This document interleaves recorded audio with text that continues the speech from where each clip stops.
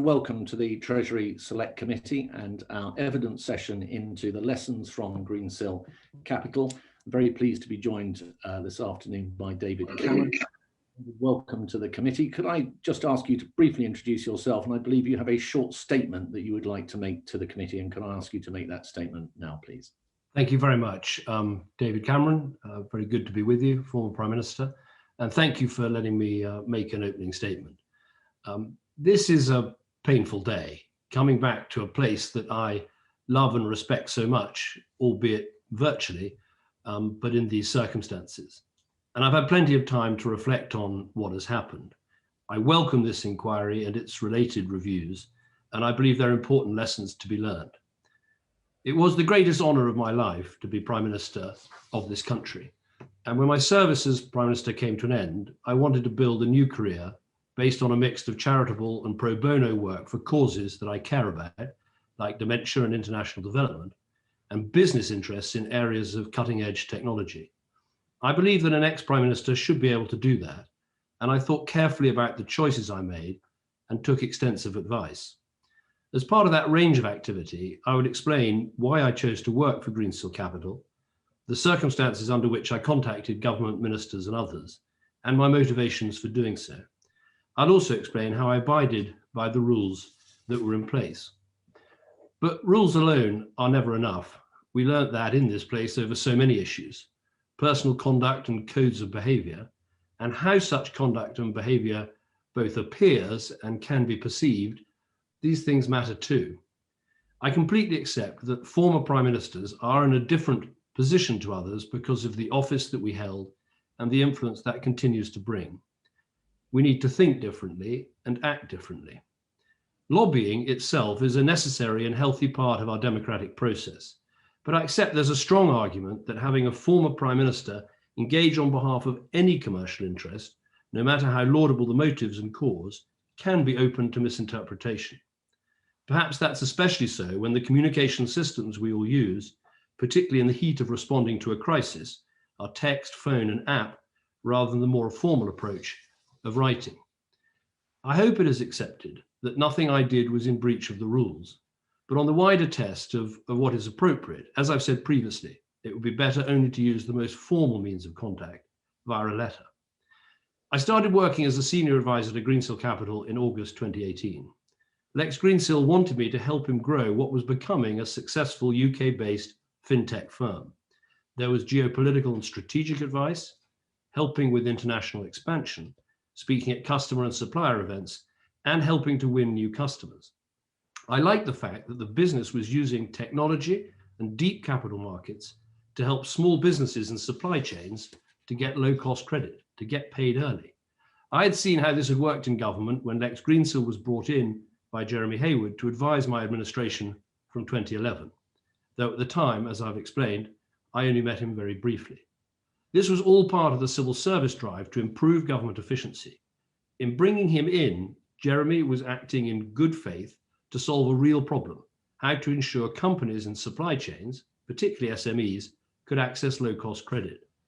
In terms of my role, I was not employed at Greensill as a lobbyist, and lobbying the UK government was never intended to be part of my role. However, in the economic turmoil caused by COVID, the government quite rightly introduced several schemes to help ensure that credit would continue to be expanded to business. The Greensill proposal was to make this even more effective, and I believe that it should be considered by government. This was particularly the case as what was being suggested was very similar to action that had been taken during the financial crisis in 2008, in which businesses like Greensill have been involved. My motivation for contacting ministers and others was to help UK firms at this moment of difficulty and to ensure that fintech firms, and Greensill in particular, were listened to as well as the major clearing banks. My reason for contacting the Chancellor and others so directly was because these solutions were being considered, introduced and amended in rapid time, and I believe Greensill could help the country at this time of acute health and financial crisis. I knew that any meetings between Greensill and officials that were being asked for would, quite rightly, be publicly reported, not least because of the rules on transparency that I helped to put in place as Prime Minister. Greensill was not asking for direct government support or some sort of bailout. And at this stage, April last year, I certainly had no sense at all that the business itself was in any danger of collapse. Separately, in 2019, Greensill had decided to extend the idea of paying suppliers early to business's most important supplier of all, its workforce. I thought this was a very appealing idea, allowing employees to draw down their salary as they earned it for free, rather than having to wait till the end of the month, seemed an effective way, amongst other things, to help end the scourge of payday lending.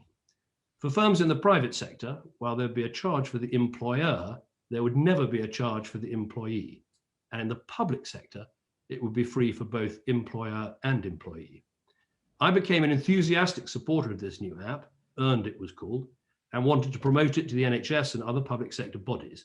I could see a profound social benefit from the take-up of this technology.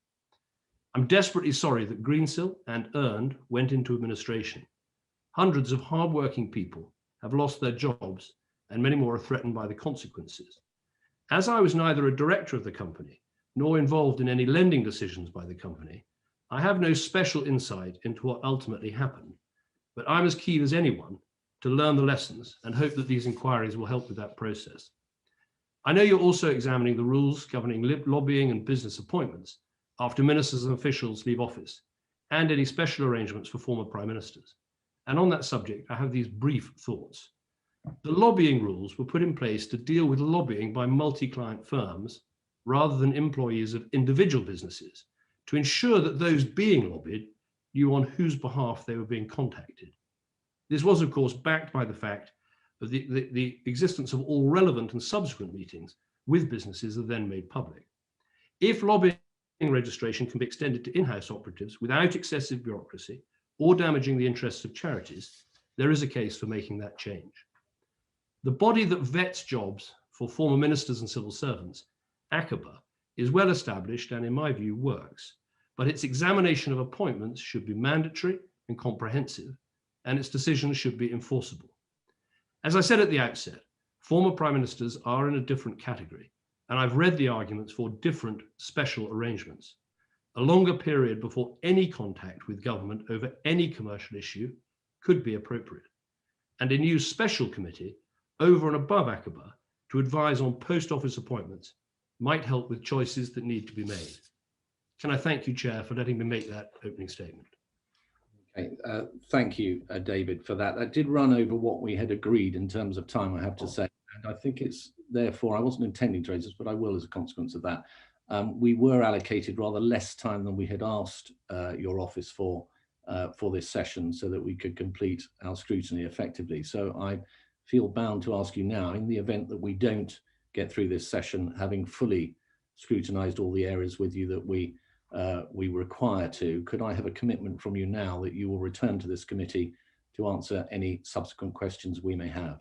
Well, of course, we've got, I think, 2 hours, and I'm very happy to start running the clock from now. So if that helps, I'm certainly happy to do that. The question was, in the event that we don't get through everything, we had over 3 hours. In fact, that would be an hour less, I think, on average, compared to the other sessions we've had, including with Lex Greensill himself.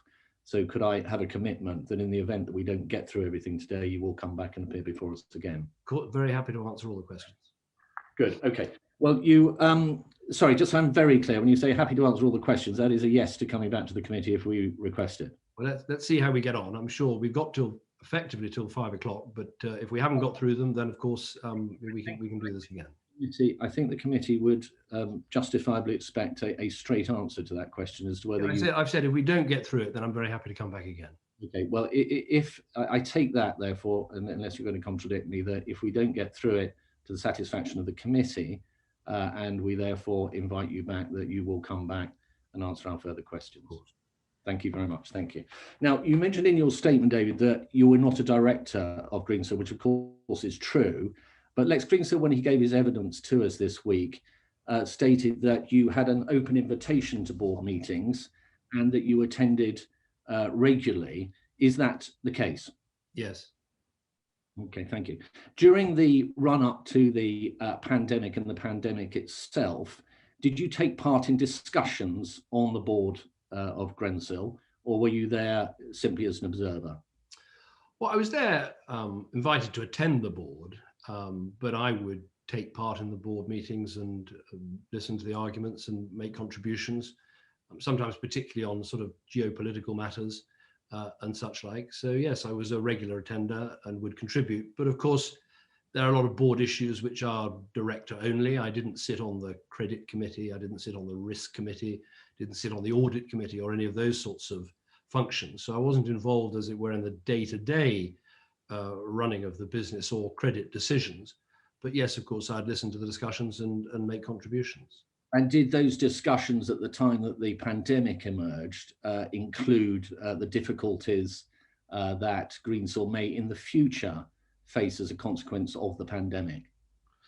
I don't recall a particular, because of course the pandemic hit very quickly. I'd have to go back and check exactly when the board meetings were, but I did have discussions with Lex Greensill himself about, what effectively was a sort of, mini economic heart attack as the COVID situation hit. And, we were in a situation where no one knew how high unemployment would go, how badly growth would be affected, exactly what would happen to credit markets. I mean, it was, going back to that time, an extraordinary economic period. And so, of course, we were discussing those things.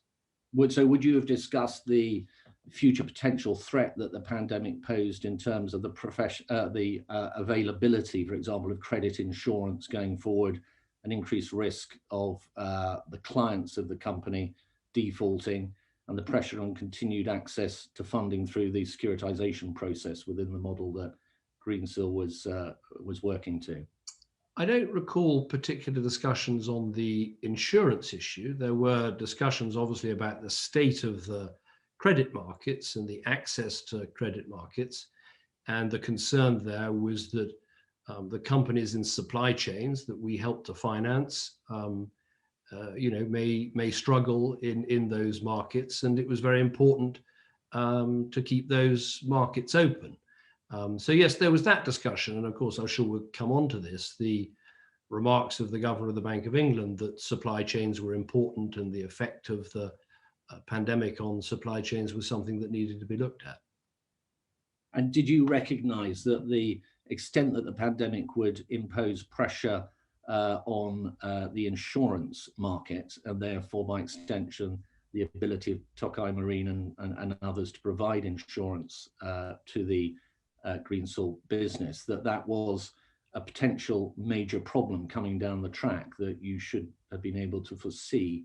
I don't recall that particular conversation. As I say, I mean, the main focus of I'll have to go back and check exactly when the board meetings were and whether I was in attendance, but the discussions I remember as COVID hit and as the economic problems started, the discussions were about the state of the credit markets and the impact that might have on particularly businesses not being able to access credit. And that was really the discussion that we were having. And then that obviously turned into this issue of what could we do to try and help at that stage. But I'm thinking more about Greensill and its position at the moment. So back at the time when the lobby was happening. No, and as I say, I don't recall any particular conversations about the insurance issue.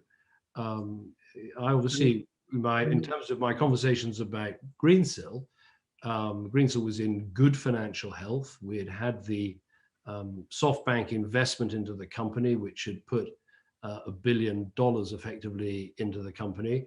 Greensill had a successful 2019. It looked set to have a successful 2020.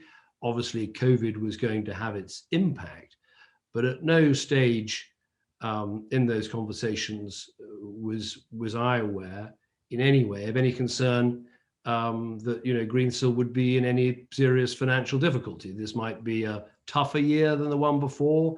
No one could quite tell what was round the corner, but there was certainly no sense of jeopardy, if that's what you're asking. Was there a sense that with the pandemic, the appetite within the insurance sector for taking risk would be diminished? I mean, I think that's a well understood concept, and therefore there might have been some possibility that it would be much more difficult for Greensill to secure that insurance cover which after all totally underpinned the model that it was running? As I say, the conversations I remember, I would have to go back to the board meeting, but the conversations I remember were more about the state of the credit markets and the ability there would be, as people were talking, I remember this period, the whole conversation in government and finance was, what can we do to make sure that banks keep lending? What can we make sure to do to credit markets to stay open, for businesses to access credit? I don't remember particular conversations about the insurance situation, but as I say, I'm not on the credit and risk committees, and so there may have been conversations going on elsewhere, but that wasn't particularly the conversation I was having at that time. Can I ask you a delicate question, but I think a very important one, because you have spoken in your opening statement about the motivations that you had for the lobbying, etc., helping SMEs and so on. What was the arrangement in broad terms, in terms of your personal arrangement with the business? I believe you may have had some share options, etc. There's been all sorts of speculation in the press, some people saying that you suggested to friends you could, if everything went the right way, make a gain of about £60 million. Others have said that's a vastly inflated figure. Can you tell us something about what you would expect to have gained had your involvement gone to plan and you'd had an effective exit from the business at some point in the future? Well, I was paid an annual amount, a generous annual amount, far more than what I earned as Prime Minister. And I had shares, not share options, but shares in the business, which vested over the period of time of my contract. And so it's important for the committee to know that I, was absolutely had a big economic investment in the future of Greensill. I wanted the business to succeed. I wanted it to grow. I haven't put a number on those things because while I think it's very important in the questions you're asking, what was my role? How did I carry it out? Was it appropriate to lobby? Did I overstep the mark? The broader questions of what ex-prime ministers should and shouldn't do. The fact that I had this economic interest and a serious economic interest, that's important, but I don't think the amount is particularly germane to answering those questions. And as far as I'm concerned, it's a private matter. Well, it is and it isn't, though, is it? Because if the incentive was a matter of some tens of thousands of pounds, that would be distinctly different than if it was multiple millions of pounds, I think, in terms of the potential motivation you therefore had for the lobbying that was carried out. I mean, you must accept that. I mean, do you view the £60 million figure as just totally absurd, or are we talking? That's a completely absurd. It's a completely absurd figure. But I can tell you, the motivation for contacting the government was that I thought we had a really good idea for how to help extending credit to thousands of businesses. And I'd quite like to explain why I thought it was Can I stop you there? Yeah, such a great idea, because I think, and I've sat on the other side of the fence in government where you have a credit crunch, you have difficulties in the credit market, and you're desperate to get banks lending, and you're desperate to get credit to businesses. And I well remember standing at the dispatch box and being asked, well, this scheme that you announced 6 months ago, how many companies are taking part, how many banks are taking part, and often having to give very disappointing answers. So I was very keen for us to put forward our scheme because I thought it was absolutely in the public interest to try and get money into small businesses.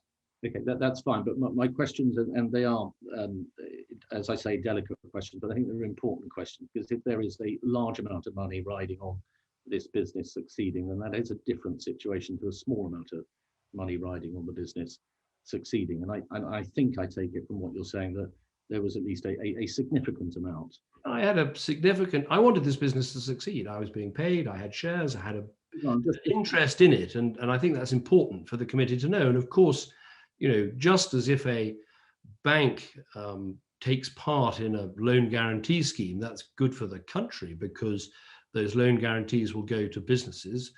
So Greensill, if our scheme had been accepted of being able to use supply chain finance bonds to get cash into businesses up and down the country, that would have been good for those businesses, but also good for us. And I wouldn't hide that for a second. But as I say, the motivation, having been on the other side of the fence, knowing when you're looking for these solutions, that it's so difficult sometimes to make them work, the motivation was about trying to help the government to get those schemes right. made that point, and we're clear on that. Thank you. So in your written evidence to us, you said, quote, you became concerned that the company might be in serious financial difficulty in December 2020. Now, that's not quite the same as, for example, at the time of the lobbying, believing that there were looming issues coming down the track. And there seems to be quite a lot of evidence out there that you might have come to that conclusion, that whilst you're right, the company wasn't about to fall over at the start of the pandemic when the lobbying happened, nonetheless, it was going into some fairly choppy waters. Now, Lex Greensill, in his evidence to us, said that at the time of the lobbying, quote, we did not know what was going to happen next. He said that the CCFF access was a liquidity insurance policy. He went on to say that this was a prudent thing for us to do, in other words, to try and get access to CCFF. He also told us, quote, it's important also, if I can remind the committee, that for the credit insurance market, COVID was an extraordinarily frightening time when there was an expectation of very, very significant losses. Now, given the centrality of the availability of insurance to the model, indeed when it was removed, the whole business collapsed. That's quite a powerful thing to say. And he was saying that in relation to the period that the lobbying was occurring. We had press reports throughout the run-up to the pandemic and during in it. For example, on the 4th of May 2020, which was during the period of the lobbying, the FT reported that, and I quote, Greensill had suffered a raft of client defaults. We had parliamentary questions from Lord Miners asking the government to investigate various aspects of Greensill's business. That goes back to June 2019, well before the lobbying occurred. We had an email from Lex Greensill to Charles Roxburgh at the Bank of England on the 21st of March during the period of the lobbying, in which he says, quote, with capital markets closed to us, we may need to reduce the credit we can deliver in the coming week, should the CCFF not be open to us. And your email to Sir John Cunliffe of the Bank of England on the 22nd of April, so once again during the, as part of the lobbying, you told him, quote, while some parts of the capital markets are operating well for Greensill, capacity remains severely constrained. And the FCA, in its response to my letter to them, said, I quote, in early 2020, and particularly after the onset of the pandemic in March, there was widespread distress in financial markets across financial services firms and other sectors of the economy. It was reported at various times in the media that Greensill may be one of many such firms facing defaults. FCA staff were aware of these reports, yet you're saying, or seem to be saying, that at the time of the lobbying, you did not believe that there was a significant looming threat to the business. And of course, for Greensill, as a business heading into difficult waters, access to CCFF would have helped Greensill's clients and so helped Greensill itself. So I have to put a difficult question to you, David, and I think it's right that I do so, that many people would conclude that at the time of your lobbying, your opportunity to make a large amount of money was under threat, not least because of the pandemic and its likely future impact on the insurance arrangements that held the whole business together, and that you surely must have known that, and that your fear of losing out on those substantial gains motivated you to conduct this barrage of texts, WhatsApps, emails, meetings, over 60 contacts in total towards government ministers and civil servants. What do you have to say to those who hold that view? That is not what I felt at the time, and it's not what motivated me. I think there's a huge difference between constrained capacity in the credit markets and the risk of a business failing. And I think when Lex Greensill was in front of you, he also said that he didn't believe there was a danger of the business failing at that time. He didn't think the business faced failure until, as I did, in December 2020. And if you look at what went on and happened in the rest of that year, the business actually had quite a successful year, extending a similar amount of credit in 2020 to what it did in 2019. On the issue of defaults, like any financial institution, you have clients that do occasionally default, but the insurance effectively covered that, as far as I understand. And he gave the example of NMC that did fail for all sorts of reasons, but Greensill was able to recover the money for its clients because of the insurance situation. But I can absolutely say to you that, you know, I really believed in the solution that we had and we were putting to government that I thought would make a difference. And that was my motivation for doing so. I mean, I spent most of my adult life in public service. I believe in it deeply. I would never put forward something that I didn't think was absolutely in the interests of the public good. And that's what I thought I was doing on Greensill's behalf. We'll come on to, I'm sure we can deal with it in detail, the fact that there was quite a lot of contact and there was quite a lot of persistence. And I can explain why there were very good reasons for that. And I think it's important we cover that. But just to be absolutely clear, I did not believe in March or April when I was doing this contact that there was a risk of Greensill falling over. I didn't think that. And I think if you look at what happened later on in that year, when Greensill was looking at a very successful capital raise, a lot of people wanted to invest in the business. I mean, just take the example of furlough. If this was a business in trouble, presumably it would have been furloughing its staff. I think it has 1,000 employees and it didn't even access furlough until December 2020, when I think it furloughed 6 people in the property department. So, of course, it's absolutely right to ask these questions, but I am 100% clear that my motivation for contacting the government is that I thought we had good ideas to help with the credit crisis. And I could see, as I said in my statement, the government actually, I think, did an amazingly good job at introducing schemes that really did work. But at that time, in March and April, there was this sense of schemes being introduced and not working quite properly, and then being amended, and then being reintroduced. Because, I mean, I know what it's like. You're looking for things that are going to work. Yeah, okay, all right. Let's not get into furlough schemes and what the government do. Can I just move on to the Treasury very briefly, and then I'm going to pass on to another committee member. Part of our remit in this inquiry is to satisfy ourselves the Treasury responded to your lobbying appropriately. You would, I think, accept that you would have received additional sort of consideration, shall I put it this way, from the Treasury and the Bank of England by virtue of who you are. Can you kind of quantify, qualify that extra influence that you think you would have had, given that you're a former Prime Minister? Well, I mean, first of all, I would point you to the evidence that Tom Scholar and Charles Roxburgh gave to the PAC, not yet to your committee, where they effectively said they thought it was perfectly appropriate that they were contacted. They didn't feel under any special pressure. They thought this was an area of business supply chain finance that should be looked at.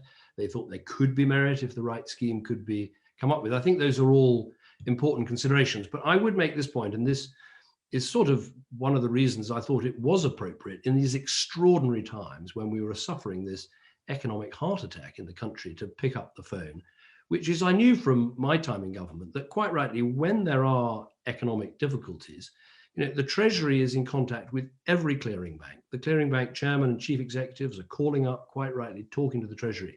And I thought it was important that supply chain finance and fintechs, who are these days extending a lot of credit to small businesses, also were able to put their points. And I think it is a industry that's less well understood, that has less contact. And so I think it was important, as well as talking to the banks, completely right, that this conversation took place as well. And that's why, one of the reasons I think the Treasury officials have concluded that there wasn't sort of improper pressure. Do you feel that your involvement, A, led the Treasury to open its door to having conversations more readily than it would otherwise have done, and B, that having opened the door, that it got involved in those conversations and the different iterations of your ideas around CCFF, for example, to a greater degree than had you not been involved?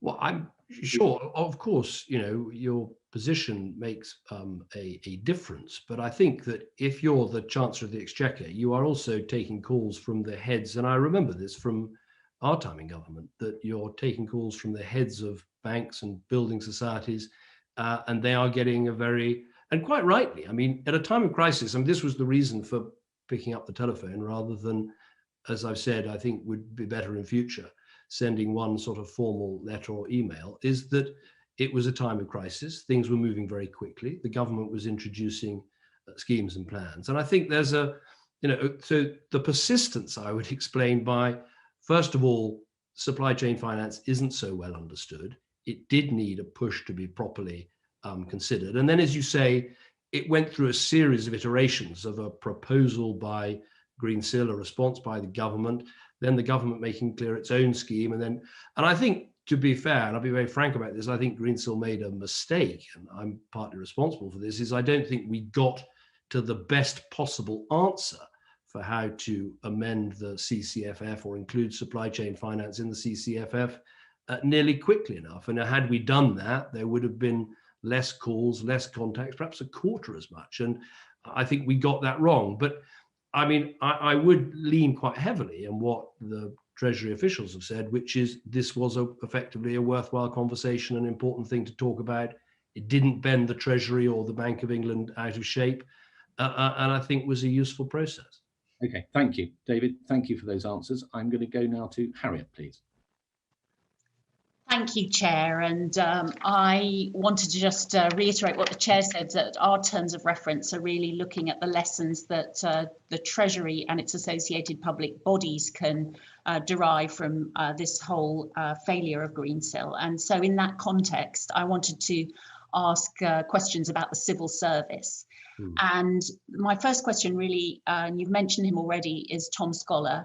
You obviously know him very well. Can you tell us a little bit about your relationship with Tom Scholar? Well, Tom Scholar and I worked together when I was Prime Minister. He was the sort of number 10 Sherpa for the G20 and G7 meetings, and also helping with the preparations for European Council meetings. I mean, he's an extraordinarily able civil servant. I think we're very lucky to have him. He's now Permanent Secretary to the Treasury.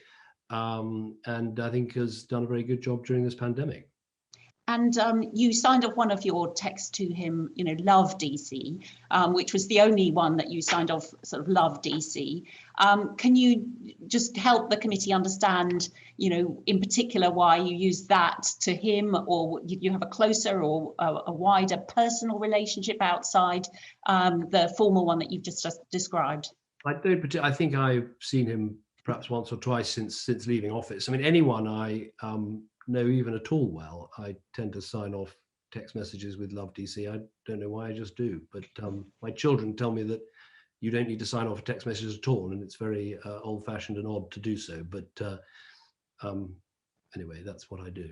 So given that the Treasury's guidance to civil servants says that they need to be particularly careful about conflicts of interest with people with whom they have a personal relationship, you would not describe your relationship with Tom Scholar as a personal relationship? No, as I say, I've seen him once or twice since leaving office in a social context for a drink or such like, to talk about things we did together. But I would make this point, which is, goes to these transparency rules, which I think are incredibly important, which is obviously, if anyone contacts an official from business or elsewhere, they're meant to report that, and they all obviously did that in totally the proper way. But crucially, what I was doing on behalf of Greensill was saying, will you look at this proposal and will you talk to this company, in the full knowledge that any meeting that was subsequently held would be transparently reported. So the idea that there was anything sort of behind the hand or surreptitious trying to be attempted is nonsense. These meetings are transparently reported. They weren't before 2010. You could use a freedom of information request to try and find out which businesses ministers have been meeting with. But because of the reforms I introduced in 2010, there's quarterly reporting. You see exactly who's been meeting who, and I think that's very important. And I obviously knew that at the time, and knew that if these meetings took place, which I hope they would, they'd be publicly reported on. But so you don't have a relationship with Tom Scholar where he comes to your house for lunch, or Sunday lunch, or that's something that wouldn't be captured by the rules that you've described. It's not what you would call a personal relationship. It's strictly based on the it's now nearly 5 years since you were Prime Minister, but the contacts that you had at the time. Correct. Yeah. So you've not had lunch with him since you've been Prime Minister then? I think I had a drink with him. Gave up office, 5 years ago. I think I've seen him, as I say, a couple of times. But socially, so that it would be captured by these rules, or formally minuted in these rules? what I don't know, I don't know exactly how it's captured, but I suspect if we talked about any business things, then it would be captured by these rules. Okay. And then can you give us a flavour, because obviously everyone's remarked on the fact that this was pretty intense pressure that you were putting on the system at the time. Is that sort of characteristic of your normal way of doing business? Is this something that if we were to look at your text messages at any period of time, you would be doing a lot of very intensive contact of the different parts of government, or was this specific to the crisis and the pandemic and Greensill? Very much specific to the crisis. It is worth sort of going back and remembering that moment when, as I say, there was this sort of economic heart stop and no one knew what was going to happen next, and the government was desperately trying to come up with the right schemes and solutions to help make sure that credit was there for businesses and small businesses were supported, and all the rest of it. Yeah. And as I said, the reason behind the persistence issue is that, first of all, fintech is different. It's not so well understood. I think that's important. Secondly, I was very enthusiastic about the scheme. And I want to just take a moment. I'm sorry to interrupt, but I only get so much time and I've got quite a few other questions I want to cover. Really sorry. Right. One of the texts that you exchanged, or WhatsApp messages you exchanged with Tom Scholar, you said something like you didn't understand why the Bank of England would be cutting rates during a pandemic. There's a bit cut out of the exchange. But reading it in the way that we can see it, it sort of reads as though you were being told by Tom Scholar that there might be a Bank of England meeting ahead of the actual rate cut taking place. I've been rather baffled by this text message because I obviously, rate cuts are a very appropriate thing to do at a time of difficulty. I think I'm a victim of spell check here. I think it was about a VAT cut, but I can't completely... They wouldn't have been telling you about a VAT cut, would they? I think I was responding to something that was in the news. Okay. But I think I might have been a victim of my own rapid text and failure to spell check. But I think that was going back to the time, I was less sure when, anyway, I think it was that rather. Okay. And just to help me understand the players here, Richard Sharp, can you just describe, is that the Richard Sharp who at the time was on the Bank of England Financial Policy Committee? Or is that a different Richard Sharp? I think the Richard, well, it might be the same one, but he was, I think, drafted into the Treasury as an advisor to Rishi Sunak at the time of the crisis, because he'd been very involved as, I think, a banker in the 2008 crisis, and I think he had that. So we're talking about the former Goldman Sachs banker who was a Bank of England member of the Financial Policy Committee until March 31st, 2019. That Richard Sharp. Right. Yeah, so I just wanted to make sure it was the same Richard Sharp we were talking about. And then Lawrence Mann, that's the same Lawrence Mann who worked for you when you were in 10 Downing Street, is now your Chief of Staff. Is that a role that's paid for by the taxpayer? I'm afraid it's far worse for Lawrence Mann. He's been working with me since 2005. So he is my Chief of Staff. He worked for me in Downing Street, worked for me in opposition. My office is partly supported by the former Prime Minister's grant, and that goes towards roles such as responding to public inquiries and government business and answering correspondence and other things that go on even though you're not Prime Minister. And I think that pays a proportion of his salary. But he's not a civil servant and wouldn't be covered by the Civil Service Code. No, he's an employee of my office. Right. So in your analysis and looking at the situation and the lessons that our committee ought to draw in terms of the work of officials at the Treasury from their interaction during this period, do you now regret the fact that they said no? Something that you pushed back on so heavily at the time.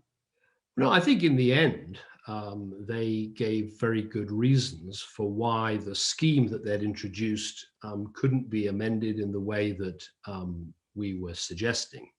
And crucially, as I said earlier, we took too long to get to the right answer of how to make the scheme work with supply chain finance. And I think by the time we got that answer. Conditions in the credit markets at ease, and I think actually it's in the evidence from the Treasury. The Treasury wrote a letter saying, you know, not only do we think we can't quite make your scheme work, but actually the credit markets have changed and eased, and so therefore the situation for our customers at ease. But I just want to, I'm going to I want to explain, because it's an important part of my motivation. The reason I thought our idea was such a good one was, of course, the CCFF, what it did was it bought commercial paper debt for large UK corporates, and that eased their credit conditions and gave them cash to invest in, it could be in paying a supplier, it could be in building a plant or whatever. The strength of what we were suggesting was if you backed supply chain finance bonds as part of the CCFF, every penny of that would go straight into paying the bills early of suppliers to big corporates. So we thought I think it's an important point, because, you know, I wasn't enthusiastic about this just because, you know, we wanted to join in the CCFF. I thought we'd actually found something that was incredibly tailored to a bit of the market that all of us as public servants would want to serve, which is the ability. But you were very upset when the answer came back no, and you said, you know, I'm going to call absolutely everyone about this. So given what you know now, are you pleased or are you unhappy still about that decision to say no? I mean, the reason for being baffled was really twofold. One was that this class of assets was included in 2008. And so I thought, well, if it worked in 2008, it seems rather odd we're not doing it now. I was surprised by that. And also, I thought that by the time we got to the final answer of something that was really tailored to British firms, British supply chains, putting that money into small businesses, I think that we had a great idea. But, you know, looking back, I think ultimately, I think the Treasury gave a very good explanation for why, although this scheme, as they put it, could have great merit and could help a lot, it was too different to what the scheme that they'd set up had originally intended to do. And as I said, by the time we got to the end of this iterative process, and, you know, Greensill made a mistake by taking too long to get through that iterative process, by the time we got to the end of it, the credit markets had eased up in any event. And finally, in your message to Richard Sharp, when you said good guy, but can be on the cautious side, who were you referring to? I think I was referring to Charles Roxburgh, but I was making a general point in that, which is, I mean, I'm a huge fan of our impartial professional civil service. And I think, you know, throughout this pandemic, they've done an extraordinary job. The point I often make to people is, and it's an important part of being a minister, is there can be an inbuilt bias against doing something. Because of course, if you're a civil servant, there is a worry about taking a step, doing something different, doing something. And so, you know, ministers, I think it's important for ministers to ask themselves, you know, are we being creative and inventive enough? And so that's what I was referring to. Did Charles Roxburgh and Tom Scholar come to the right decision in this case? I think they came to a very justifiable decision. It was a useful iterative process. And as I said, I think we took too long to get to the right answer. And that is partly what explains the fact that there were, you know, a number of text messages and emails. I mean, a lot of them were sending the same brief to a number of different people, making these arguments. Unfortunately, I've taken too long too. Okay, thank you very much, Harriet. And can I go to Siobhan, please? Thank you. It's the next big scandal waiting to happen. It's an issue that frankly crosses party lines and has tainted our politics for too long. It's an issue that exposes the far too cosy relationship between politics, government, business, and money. I'm talking about lobbying, and we all know how it works. The lunches, the flights, the hospitality, the quiet word in your ear, the ex-ministers and ex-advisors for hire, helping big business find the right way to get its way. Mr. Cameron, do you remember those words? I do. I made them in 2010, and we made two very important changes. And yes, you've already mentioned those. No, but do you understand? Yes, you have. Do you understand the irony of having used them, given many of us believe that the quote depicts your own behaviour with Greensill? Well, let me explain, because I haven't mentioned one of the changes that we made, because it was important, which is when I made those remarks, there'd just been, I think, a lobbying scandal involving a firm that was approached by a journalist pretending to be from the government of Uzbekistan. And the lobbying firm in question said, we can get you into ministers, we can get you to see people, and no one needs to know who you are lobbying on behalf of. And so the change that the Lobbying Act brought in, I know it's criticized now, but the change the Lobbying Act brought in, which was to make sure that multi-client lobbyists had to register who their clients were, that was an important change because it put a stop to that problem. And if you combine it with the issue of having to report the meetings that ministers have, you got two very valuable tools in making sure that people can see who is lobbying whom and on whose behalf. And as I said, in my interactions from Greensill to the government, I absolutely knew that if the meetings I wanted to take place did take place, they would be properly reported on and everyone would know about them. And that is absolutely right. And of course, before Mr. Cameron, I'm ever so sorry, but this is a meeting to ask you questions rather than to allow you to talk for the next 2 hours. You had the enormous privilege of being the Prime Minister of our great country. You're one of only 5 people post-war to have been re-elected to lead our government. Do you not feel that you have demeaned yourself and your position by WhatsApping your way around Whitehall on the back of a fraudulent enterprise based on selling bonds of high-risk debt to unsuspecting investors? Well, my view is that what I did was I made a choice to work for a business which I hoped would be a UK fintech success story, and many people believe that it would. And I wanted to help that company grow and expand. And what I did at the time of economic crisis was put to the government what I genuinely believed to be a good idea for how to get money into the hands of small businesses and get their bills paid early. I've said that, looking back and now looking forward, ex-prime ministers are in a very important and different position. And so a single letter or email would be more appropriate. But we were in very different circumstances when COVID happened. But do you not think that you were presenting a business that had fundamental financial problems and the efforts were in order to fill the holes in that business rather than help the British taxpayer? My interaction with the government is because I genuinely believed these were good ideas to help small businesses. And if you look at of course, this business went into administration, it failed, and we need to learn the lessons from that. And there are lots of lessons, and I look forward to reading what your committee has to say about it. But what I don't accept is that it was a business that was predetermined to fail. At its heart was a simple and good idea, which is to go to large corporate companies like Airbus with 26,000 suppliers. You don't believe it was a Ponzi scheme, because that's what Lord Miners told us. Well, no, if you take the Airbus example, which was a leading client of Greensill, we were paying the 25,000 suppliers instantly, getting cash into tens of thousands of small businesses, and then Airbus would pay back Greensill and a bond would be floated in the meantime. That idea of using technology and deep capital markets to help small businesses, that is a good idea. As recently as Tuesday, Mr. Greensill, who you seem to be painting as a reincarnation of the late Mother Teresa, told the committee that this was a great business only brought down by unreasonable and greedy insurance companies. We now know that 90% of Greensill's business was lending against transactions that have never happened, may never happen, and with companies that don't even know that they are involved, and then selling it on at low risk. Mr. Cameron, do you still believe that that business model was a good one? What I believe is that the key idea of supply chain finance, of going to big companies and saying, we will pay your suppliers early, get cash into those businesses, that is a good idea.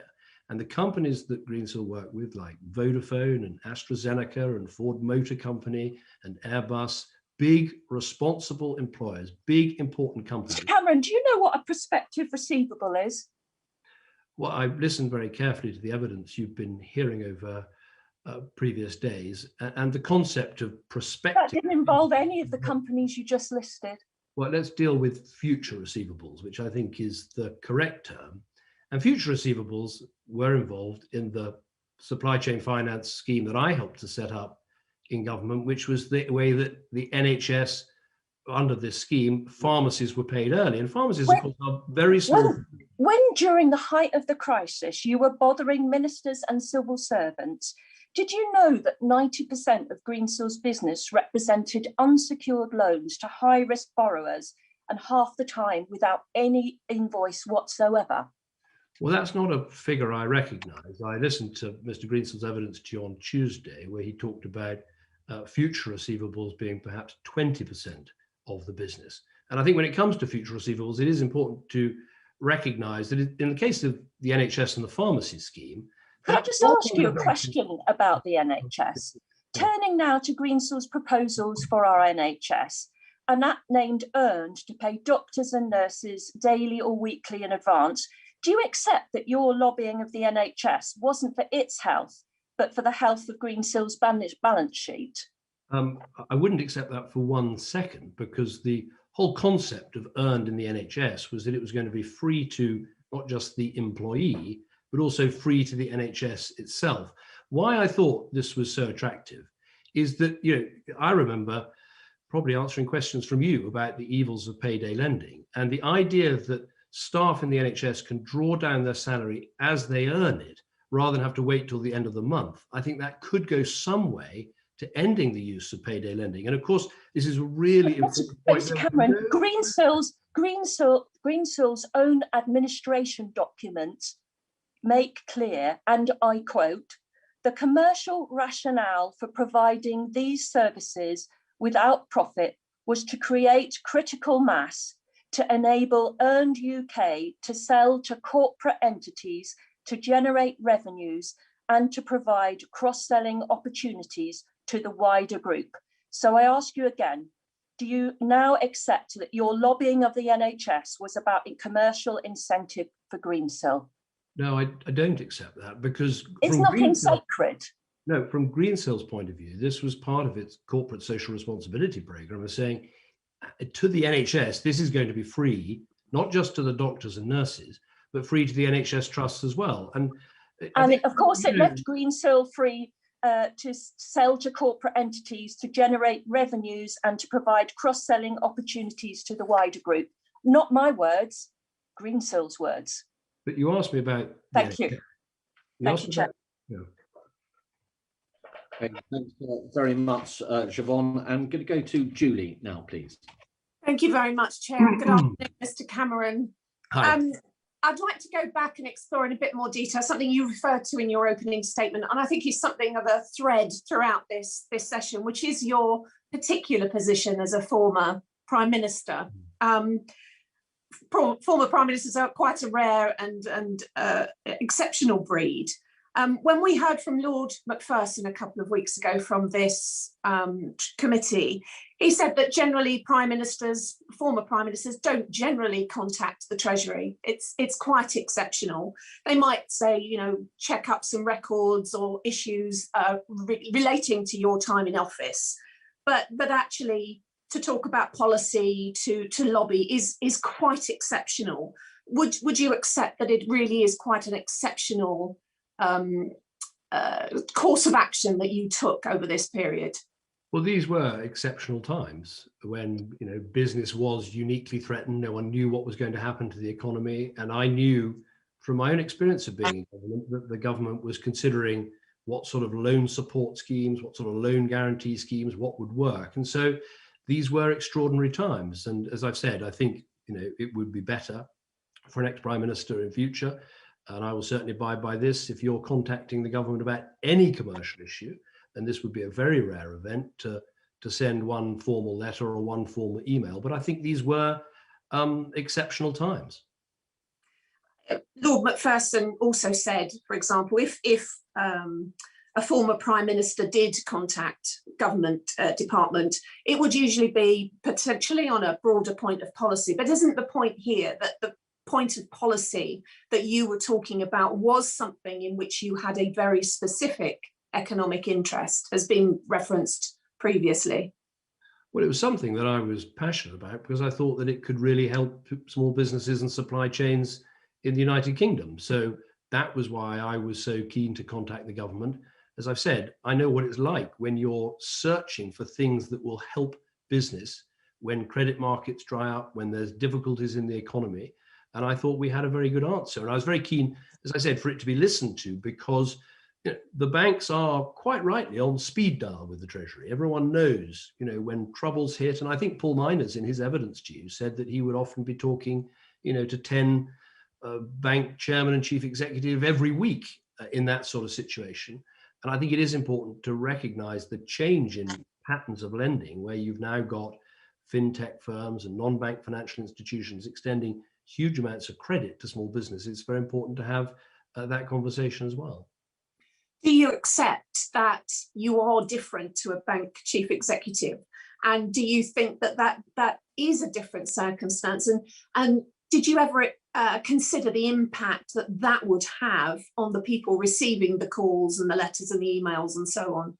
Of course, I thought very carefully before picking up the telephone, and I thought the circumstances warranted it because they were unique. But I've reflected since then and thought, in future, as I said, it'd be much better one single communication. But I think these were exceptional times, and that's why I think it was acceptable to do what I did. And I think it's very important to listen to Nick McPherson. I have great respect for him, but I'm sure you'll also hear from Tom Scholar and from Charles Roxburgh, who've said in their evidence that there was no improper, they didn't feel improper pressure. They thought it was right to consider this sort of scheme. It could be made to work. And the Bank of England have pretty much said the same thing. So I don't think they were bent out of shape in terms of their resources and the sort of time they spent on this. And I have said that I think we took too long to get the right answer, and that was frustrating for me as well as for them. But they've said that talking to business is part of what they do.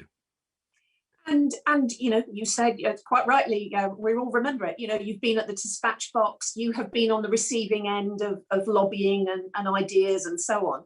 To what extent do you think it's fair that someone, as a former Prime Minister with the range of experience, the knowledge of the system, the contacts and so on, that you should have that same level of access and that same ability to influence and lobby?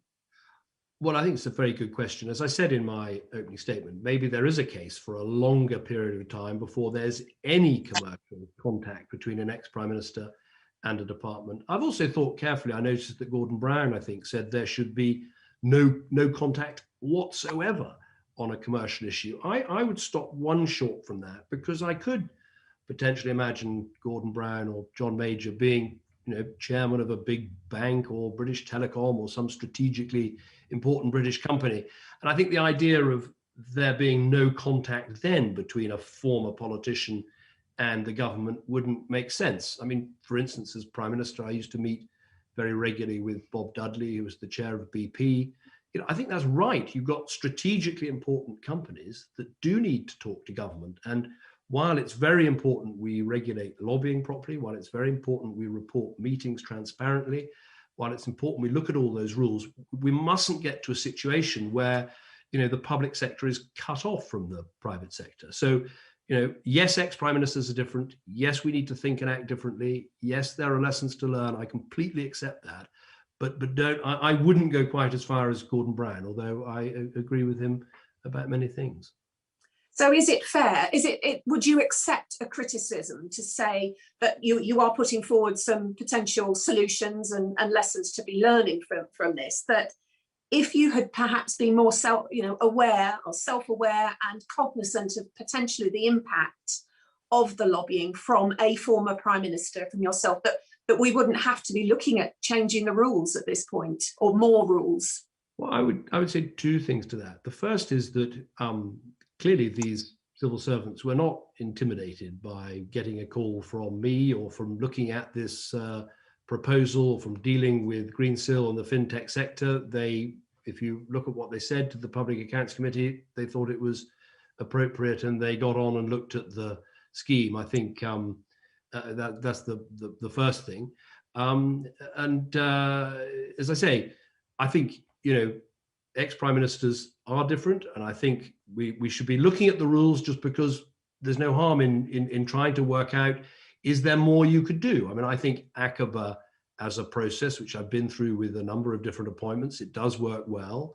But I can see an argument that says, you know, for an ex-prime minister, where you've got to make choices when you leave office, and I made a series of choices and about the charities I'd work with and the businesses I'd support, perhaps there is a role for a sort of a committee of some former permanent secretaries and people with great business experience to give advice on that, because there isn't really a roadmap for a ex-prime minister, perhaps particularly for a younger one who doesn't just want to, you know, be on the board of some big bank and make the odd speech around the world, but who wants to get stuck in and help a business grow and expand.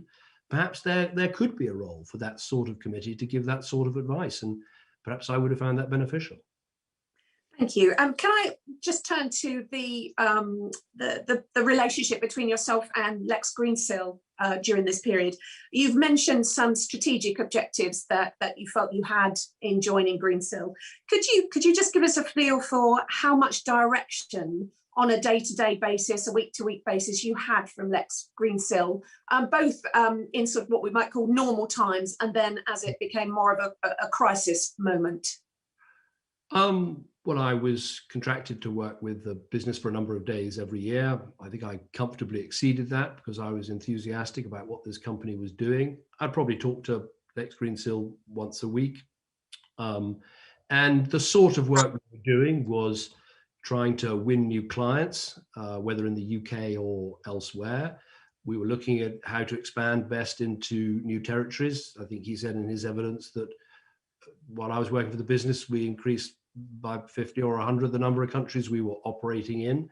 I would try and help him with some of the key relationships with suppliers, companies like Oracle and SAP, who are crucial to the way the business worked. So it was really helping with expansion as well as the sort of more traditional advisory role about geopolitical and other advice. So that's the sort of, it was a good relationship. I enjoyed working with the company. I'm extremely sorry and sad that it has come to this end.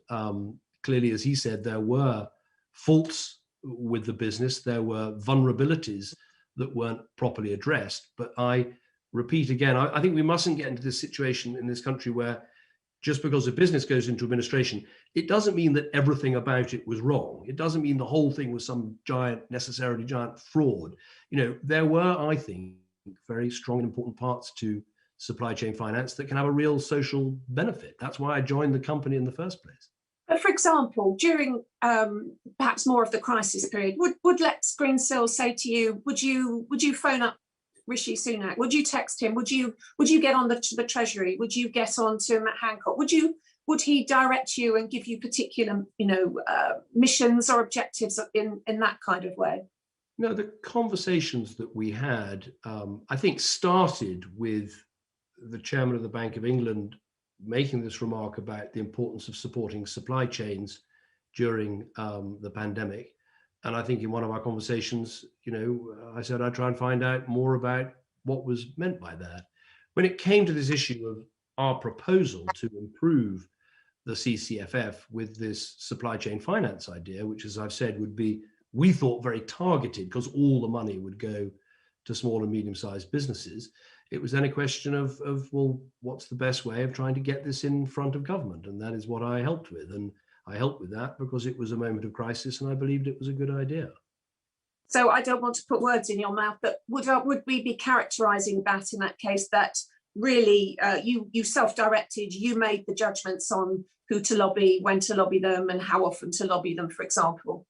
Well, I had the discussions with him and perhaps one or two others, so I could properly understand how the CCFF was meant to work, what our proposal would do to improve it, and how best to try and get government to at least consider it.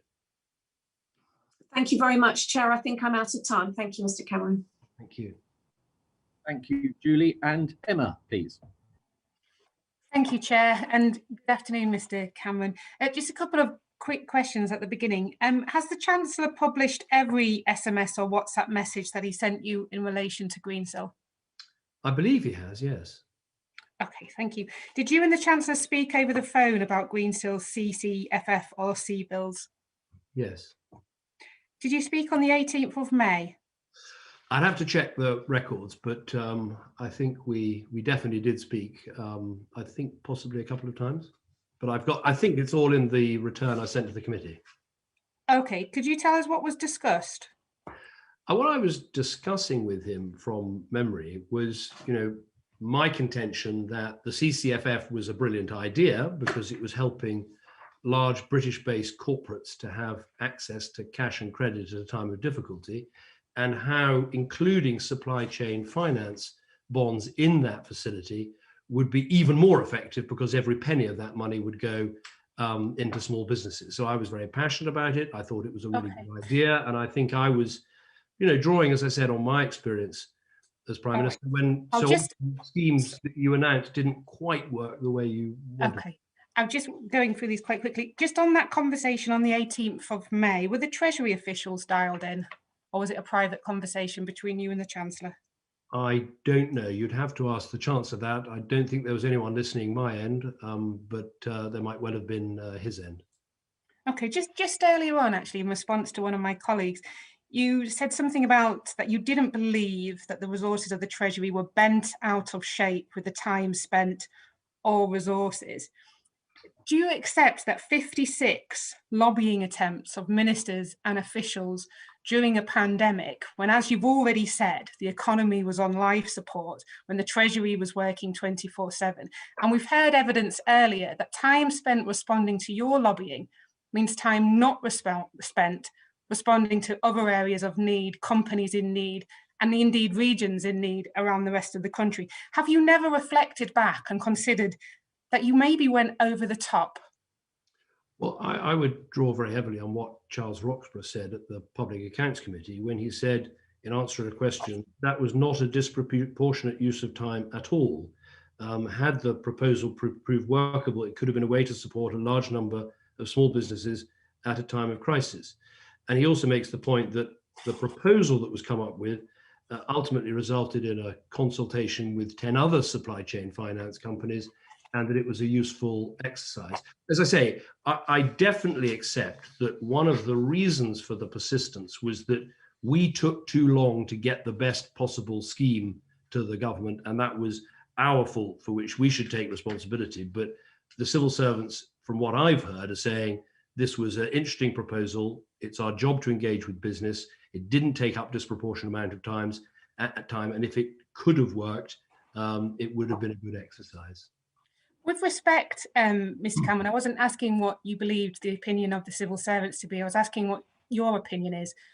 Do you believe that 56 attempts of lobbying during a pandemic using Treasury ministers and officials' time that could have been spent elsewhere was a useful use of their time? I'm not asking you what the civil service think. I'm asking whether you've reflected on it and what you think. Well, I have reflected on it, and I think it was a time of extraordinary crisis, and so it was a time when I think it was appropriate to use phone and text and email and letter. But I think in future, one of the lessons I take away is ex-prime ministers should only ever use letter or email and should restrict themselves far more. But the reason for quoting the civil servants is, in a way, that's the answer to the question. I mean, if they're saying we weren't putting disproportionate time, we weren't bent out of shape, then I think that is a significant and important point. Did the Chancellor tell you what the quote alternative was that he quote pushed his officials to explore on your behalf? I think from memory that's the Treasury and the Bank of England made a proposal for how supply chain finance could be included in the CCFF, and they put that to Greensill and others. But Greensill and others didn't think that it would work in the form that was put forward. So this is why, I mean, one of the reasons there were all these contacts was it was an iterative process. The original Greensill proposal, an amended proposal, a proposal from the government, it went through a lot of phases, and that's, I think, set out in the evidence to you from the Bank of England and the Treasury. And I think what that text refers to is the government's proposal back to the supply chain finance providers. Okay, just to take one day, for example, on the 3rd of April, you received some bad news that Treasury did not intend to revise the terms of the CCFF. From what we can tell, on the same day, you WhatsApped the Chancellor of the Exchequer, you called the Economic Secretary to the Treasury, you called the Downing Street SPAD, you emailed the Deputy Governor at the Bank of England, you also texted Michael Gove and Tom Scholar. All in all, there were 2 calls and 16 written communications on a single day to 6 different people, all of whom will have had other things to do in the midst of a rapidly developing crisis. The following day, you secured a call with the Chancellor. Do you still think this was appropriate? Well, I think it was a time when the government was looking at what schemes can actually get cash to businesses and work. And we believe we had one of those schemes. We thought it was worth a proper look. And of course, you know, as I said, it went through an iterative process where they came back with a proposal. So I think it, you know, but as I say, standing back from it, looking back at it now, you know, I do understand that ex-prime ministers have to be very careful about what they do and very careful about the measures they take. And in normal times, and I will certainly restrict myself to this, if ever there's an occasion, and I doubt there will be, but if ever there's occasion when a business has a commercial proposition to put to government, it will be a single letter or email. Okay, and the final point, earlier on, you said that you usually put love DC on the bottom of your text, and therefore you were explaining this shows no particular closeness or relationship with Tom Scholar. But from what we can see from all the other texts that you sent, it doesn't appear anywhere else to love DC, even on your text to Michael Gove and to Rishi Sunak. So do you want to sort of reflect on whether or not you want to talk about the relationship you had with Tom Scholar? I think I've accurately reflected the relationship I have with Tom Scholar. I mean, I'm very happy to check up how many times I've met him socially since I left office in 2016. I think it is 2. So the 2 in 5 years is not a huge amount. I don't know Rishi Sunak that well. We were in Parliament together for a period of time, but I don't know him that well. But I think I can produce a list of friends and relations who have love DC on the end of their text messages. Yes, but just maybe not love DC to Michael Gove. Thank you, Chair. Thank you. Thanks very much, Emma. And could I go to Felicity now, please? Thank you, Chair, and good afternoon. Good to see you. You mentioned in your opening remarks that you thought carefully before taking the role at Greensill and that you took advice from a wide number of people. Can I ask you specifically what due diligence you did do on Greensill before accepting the role, and how familiar you were with their business and their business model? I did think about it very carefully. I consulted a couple of very senior business leaders who are people I've worked with when in government. I talked to, I think, 2 financial analysts to ask their view about the company. I met with not just Lex Greensill, but with the chairman of the company, Maurice Thompson, someone who has, I think, 30 years of experience in British banking and finance.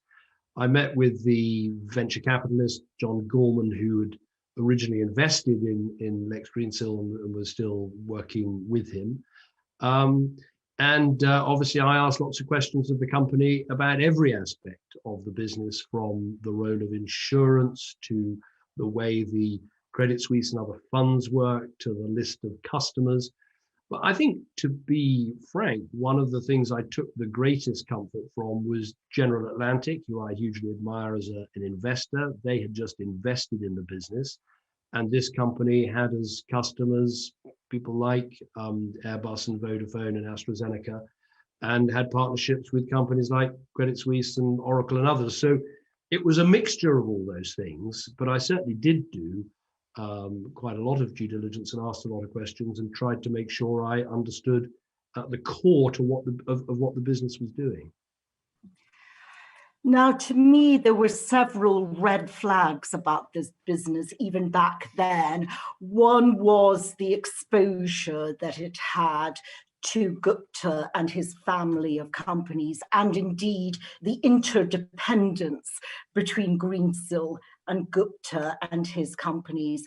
And then clearly Gam and Tim Haywood had been in the press just a month before, in July 2018.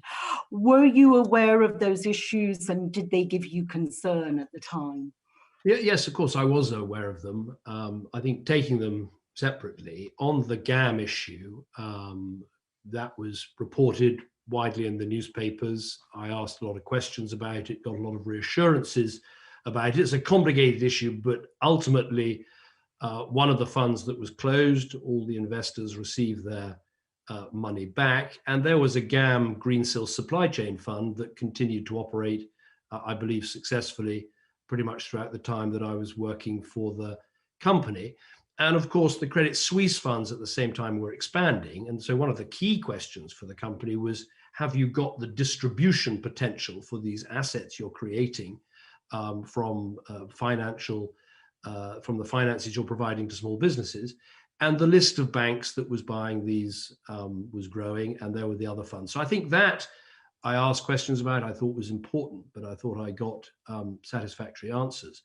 The issue of client concentration, and specifically on Gupta and GLG, I think this was something I did ask about before joining, and asked a lot of questions about while I was there. The reassurance I always got was that there was a plan to deal with this concentration and over time reduce this concentration. But obviously that is not something that happened satisfactorily. And I think, I think you heard that from Mr. Greensill when he gave his evidence, that it's an important concern. And did your view of the company change over time?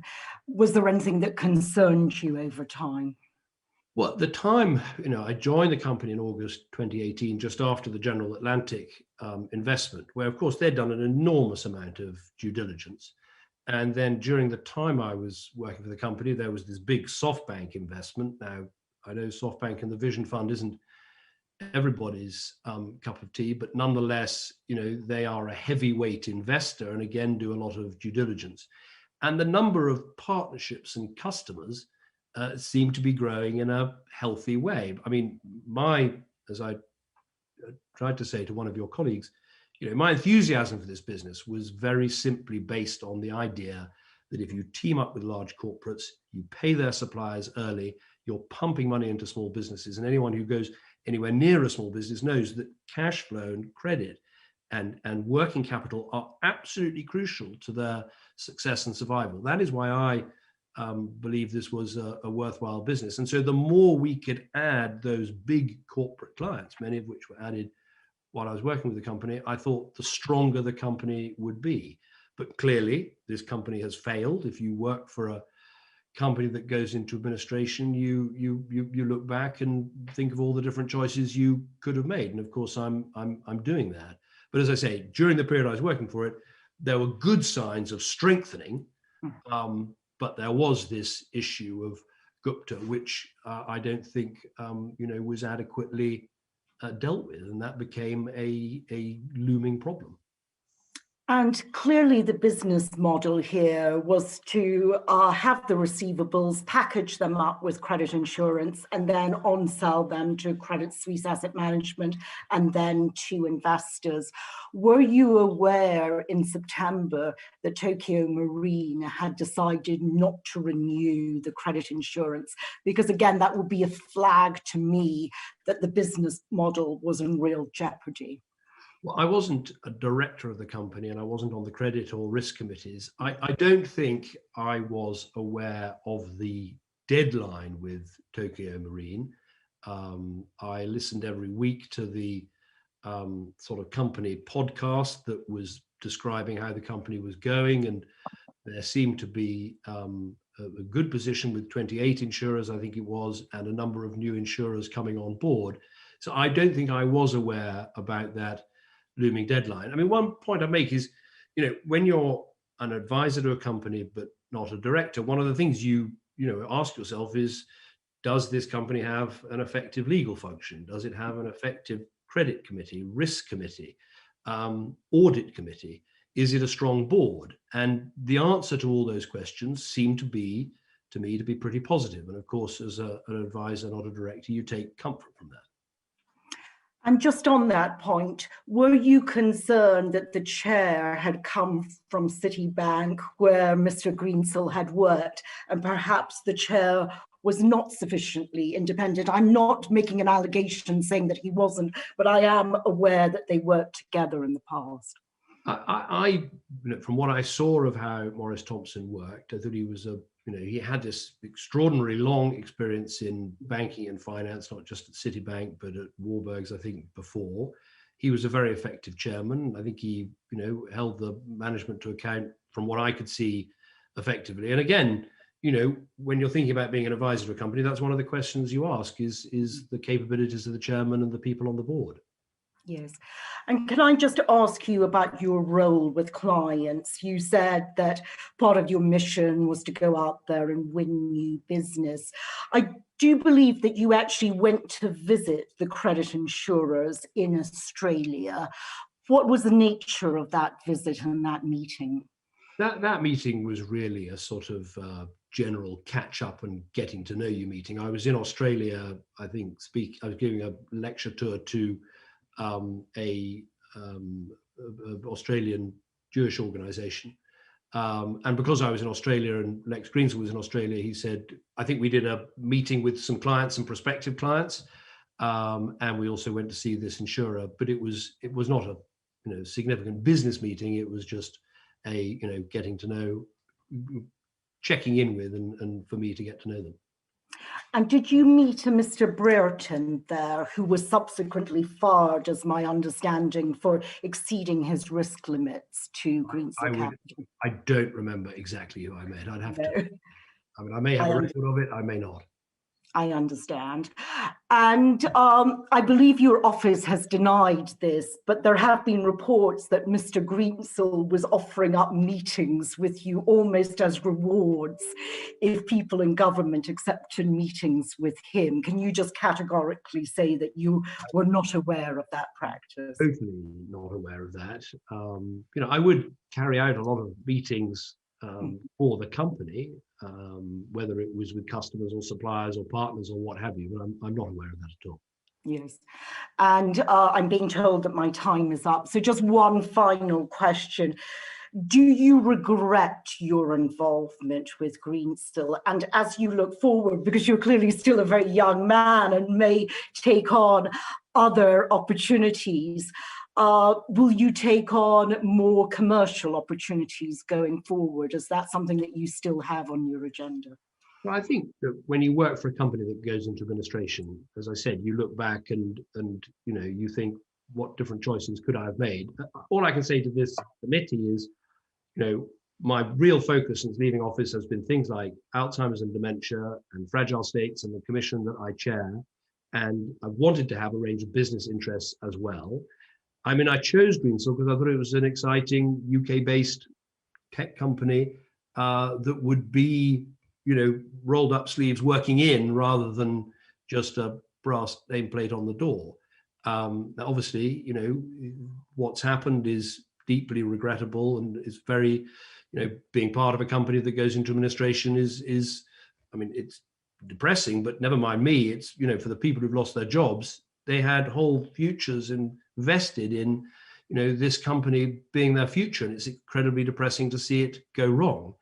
In terms of my own situation, I think I have some commercial interest, but I've got a lot of work on with dementia. I chair their early diagnosis board for how we can try and diagnose dementia earlier and therefore find the cure. And I think that's the most important mission I've got at the moment, and maybe now we'll have even more time to pursue it. Thank you. Thanks, Felicity. Angela, please.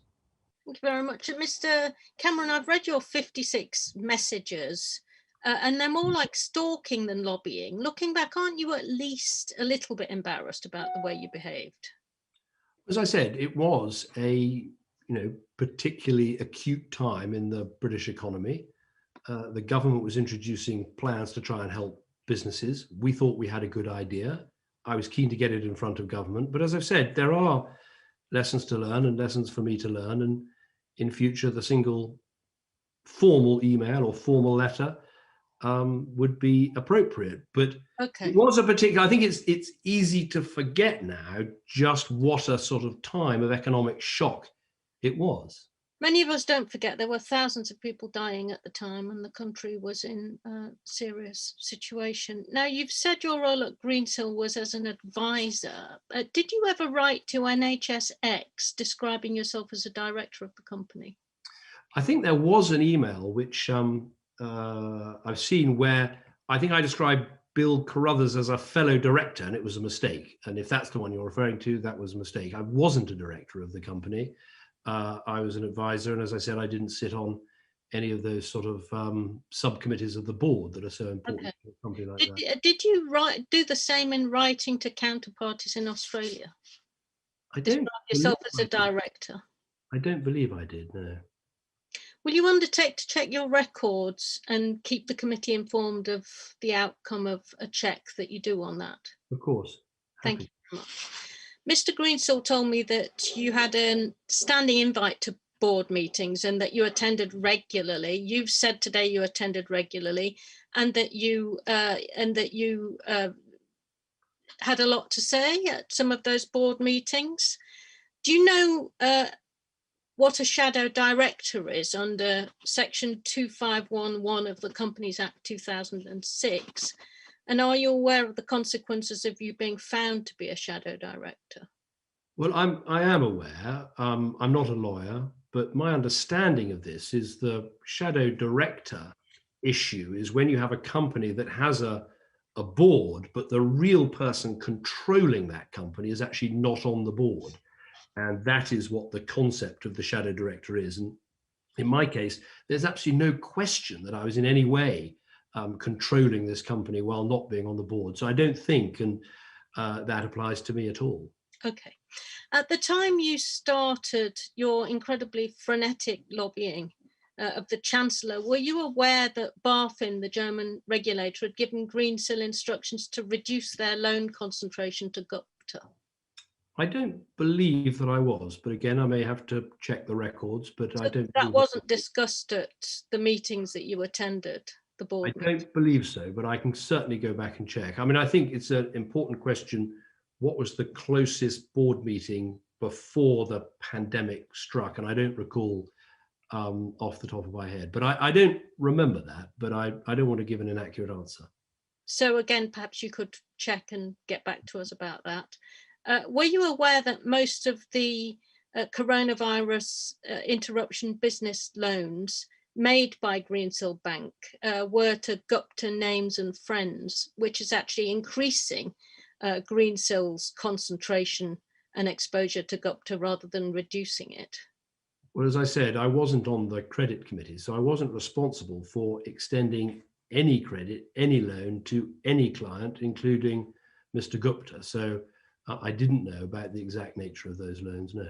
And these things weren't discussed at the board's meetings that you attended? I mean, did the credit and committees not give reports at the board of directors? Would you not have heard some of that while you were attending board meetings? I don't remember that. I remember with the CCFF, there was a lot of discussion outside the board because this was happening in real time, and it was a very good scheme the government had set up that we had this proposal to amend. In terms of the other schemes, there were discussions, as I understand it, between Greensill and the British Business Bank, discussions which I wasn't involved in at all, of the process of being an accredited lender. I'm sure they were reported back to board meetings, but it's not something I had any involvement in. Okay, now Lex Greensill told me that you were a PAYE employee of the company. How much were you paid for that role? You gave us a hint a bit earlier, saying it was more than you earned as Prime Minister. Is it more than Boris Johnson earned when he was on the backbenches? Can you give us more of a ballpark figure? I was well paid. in terms of the annual amount, and I had these shares. But as I said to your chairman, I think it's important for the committee to know I had that economic interest. I was committed to this company. I wanted to work for it. I would benefit if the company succeeded. But all the questions you're asking and addressing quite rightly in your committee about lobbying and about this behavior and what ex-prime ministers should do and how the Treasury worked, I don't think they're affected by the amount of it, and so I don't consider, I would consider that a private matter. But perhaps, Mr. Cameron, given that this company collapsed, that it took, we know, at least £400 million of government-backed loans via the British Business Bank with it, that it's cost between £1 and £3 billion of taxpayers' money, that there are German towns suffering because of the stricken nature of the Greensill Bank in Germany. Don't you think that what you were earning and how it motivated your personal lobbying of government is a matter of public interest? Well, what I would say is that my motivation in talking to the government was about how to introduce a scheme that I thought would benefit small businesses. But likewise, if this bank had actually floated successfully, you would have been a multimillionaire, wouldn't you? But I'd also make the point that, I mean, Lex Greensill himself probably talked to the government in terms of meetings he had more than I did. And when he was in front of you on Tuesday, you didn't think it was relevant to ask what he earned or what his shares were. I mean, I think the point is the same, which is, yes, I had an economic interest in this company. I was committed to the company. I was paid by it. I had shares in it. I wanted it to succeed. But I think the actual quantum of it, I don't think is actually relevant to answering the questions that you have to answer. And have you paid UK tax on your earnings, or are you keeping them offshore? They're all tax has been paid on them, and I don't. It's all onshore. All of these. Good to know. It was reported in the Wall Street Journal today that you made several $1 million from cashing out stock options in 2019. Is that true? And again, have you kept all of those earnings onshore and paid tax on them? Everything I've done, I've paid full UK tax on, whether that is capital gains tax or income tax. I don't have any money offshore. I have an office of David Cameron, which I fund through some of the work that I do, and I earn some money in a personal capacity, but every proper tax is paid, income and capital gains. Can I just ask you about prospective receivables? You seem like Mr. Greensill was reluctant to recognise that phrase and talk about future receivables instead. Yet that phrase does feature in court documents in America, and it also features in correspondence that Mr. Gupta had with the Financial Times over fraudulent invoices, it seems, that were securitized by Greensill. How much do you know about prospective receivables, and how much was Greensill Bank involved in securitizing phantom invoices? Well, I think, you got answers from Lex Greensill on Tuesday, who was running the business and who was involved in these credit and other decisions. He explained that he thought the term was future receivables rather than prospective receivables. The point I would make is, and I think he said that only 20% of the business was future receivables rather than actual receivables. But I think the example he gave, and I'm happy to give a couple of others, is that there's nothing abnormal about providing finance on the basis of future receivables. I mean, when the NHS...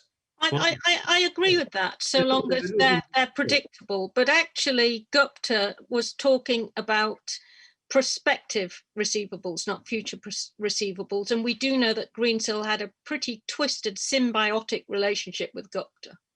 Well, I think that I heard Mr. Greensill's evidence where he said that, all financing had to be based on actual invoices and not, of course, any fake invoices, and that's a very important consideration. But I think, and your committee will have to think about how to answer this, but what I wouldn't do is to say that all financing on the basis of future receivables is a bad idea. I mean, no, I wouldn't say that as either, but phantom invoices are a bad idea. Phantom invoices, of course, that would be a very serious accusation.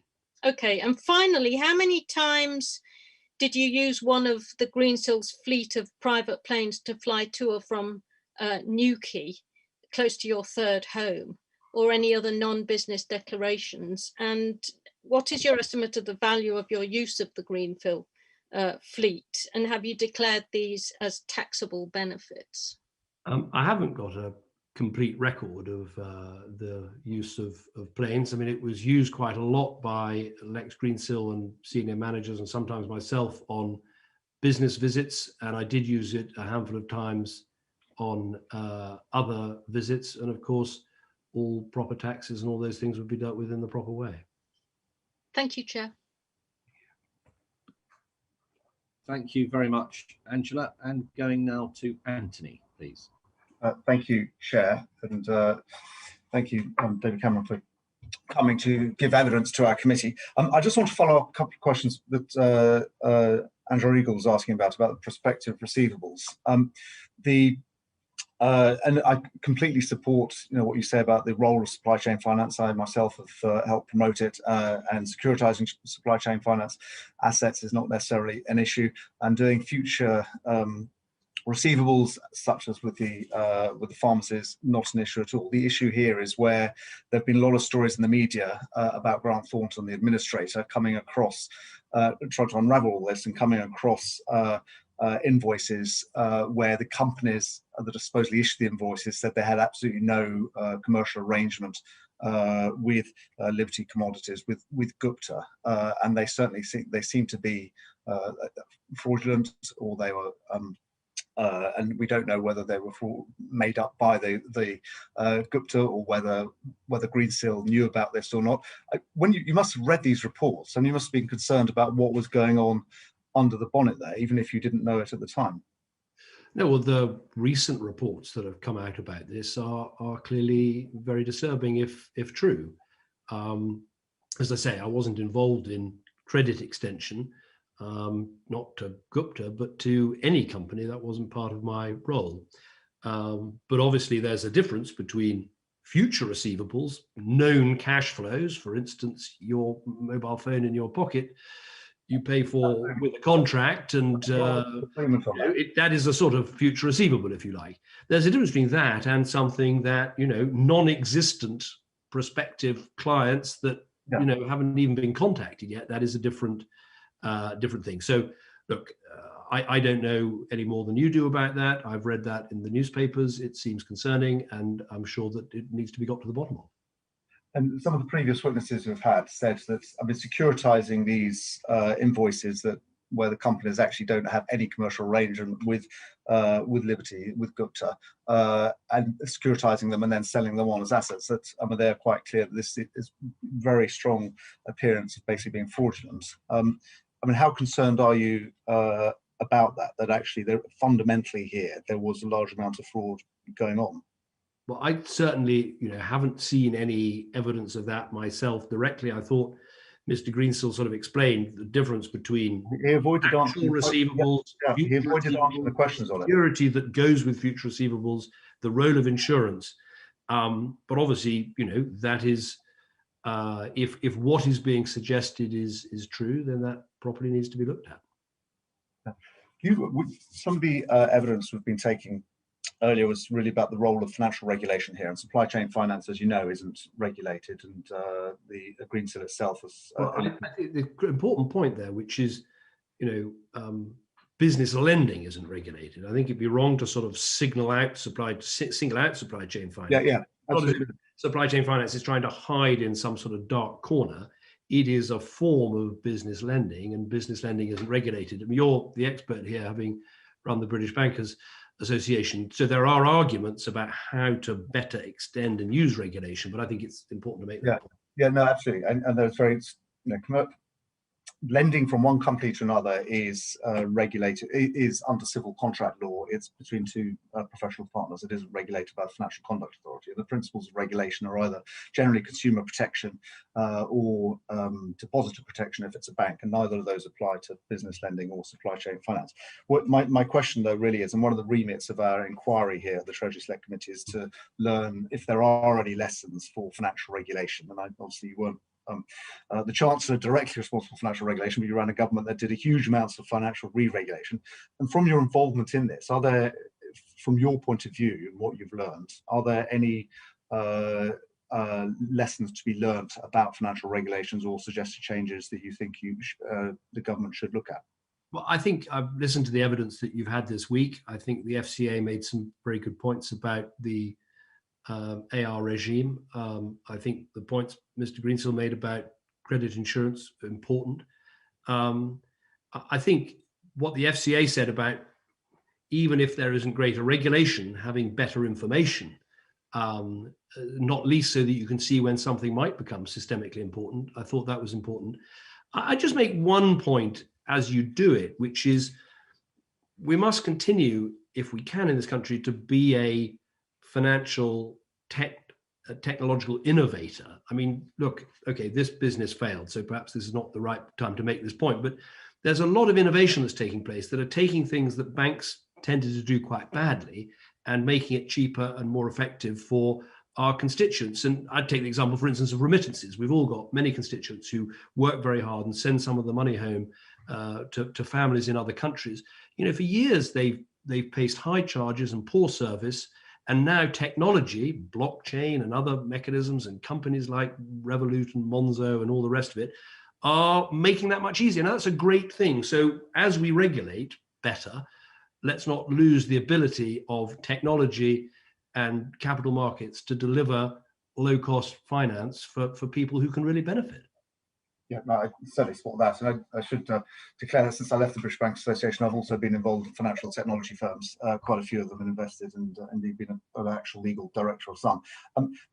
My one question, if you have described Greensill as a fintech firm, and one thing I've learned from my involvement in fintech is that it's quite an appealing phrase, and lots of people describe companies as fintech without them really having any tech there. And in particular, lots of people use the words artificial intelligence in a very sort of slapdash way, when there's nothing that intelligent about it in terms of technology. I was just wondering, how much did you look at the technology of Greensill? Because again, there've been quite a lot of reports of people lifting up the bonnet there. It had no sort of proprietary platform itself. There was nothing really that sophisticated about the technology. I certainly wouldn't pretend to be an expert in this, but it seemed to me what Greensill were doing with partners like Oracle or Taulia or Textura in the past, using the information in a company's ERP to make sure you could extend credit to suppliers and indeed to employees faster. I think that does qualify for fintech, because the fin is the access to the deep capital markets, and the tech is using the ERP to make credit decisions better and faster. And I know that sounds all very techy, but ultimately what it can be about is trying to, make the cost of your mobile phone lower, making sure you can access your pay on a daily basis rather than waiting till the end of the month. I think these are quite powerful changes. So whether you want to call it tech enabled or fintech, that's a matter of choice, but it's certainly using technology and capital markets to make people's lives better. My last question is about your communication with the Treasury. You obviously made various explanations about exactly what Greensill did. There is, as we said at the beginning, as you recognise, serious questions about the potential for fraud there, and the business model not being all that it seemed. And certainly, you've seen Lord Minor's evidence about that.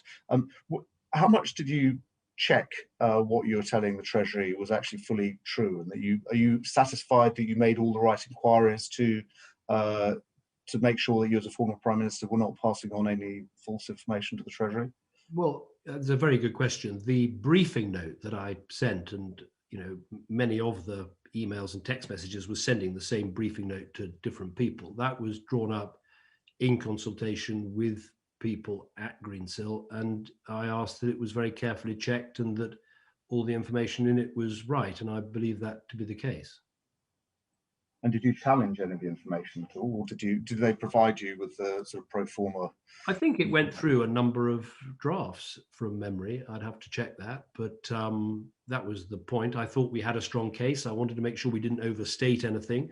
As I say, I think we did make a mistake in that here was the CCFF, here was our proposal to enter into it, and we took too many iterations to get to something that was really tailored to UK SMEs, sterling currency only, qualifying companies. We should have got there faster, and that is, I was frustrated about that, and that's a regret, and that did mean there was more contact than there otherwise should have been. And my last question, Felicity Buchan asked you whether you regretted it, and you slightly sidestepped answering that in a direct way. If you're in the same situation again, what exactly would you do differently, or would you do exactly the same again? Well, the first thing is, if you work for a company that goes into administration, you look back and think, could I have made a different choice? I did do due diligence, I did ask people, and all the rest of it, but it is a very depressing experience working for a company that goes into administration, and all the regret about the people who've lost their jobs and all the rest of it. So that obviously is something you'd think about. In terms of the contact with government ministers, I've said many times, ex-prime ministers are different, and a letter or an email once is better. We were in special, what I'm saying to the committee is, I think we were in very special circumstances, and that explains why I did what I did. But as I say, there are lessons to learn, and I'm sure your committee will perhaps give me some other ones to learn too. Can I just push you on that one point? Apart from sending a single letter or a single email rather than the volume of communication you had, is there anything else you would have done differently throughout this episode? Well, also getting to a better answer to how to amend the CCFF faster.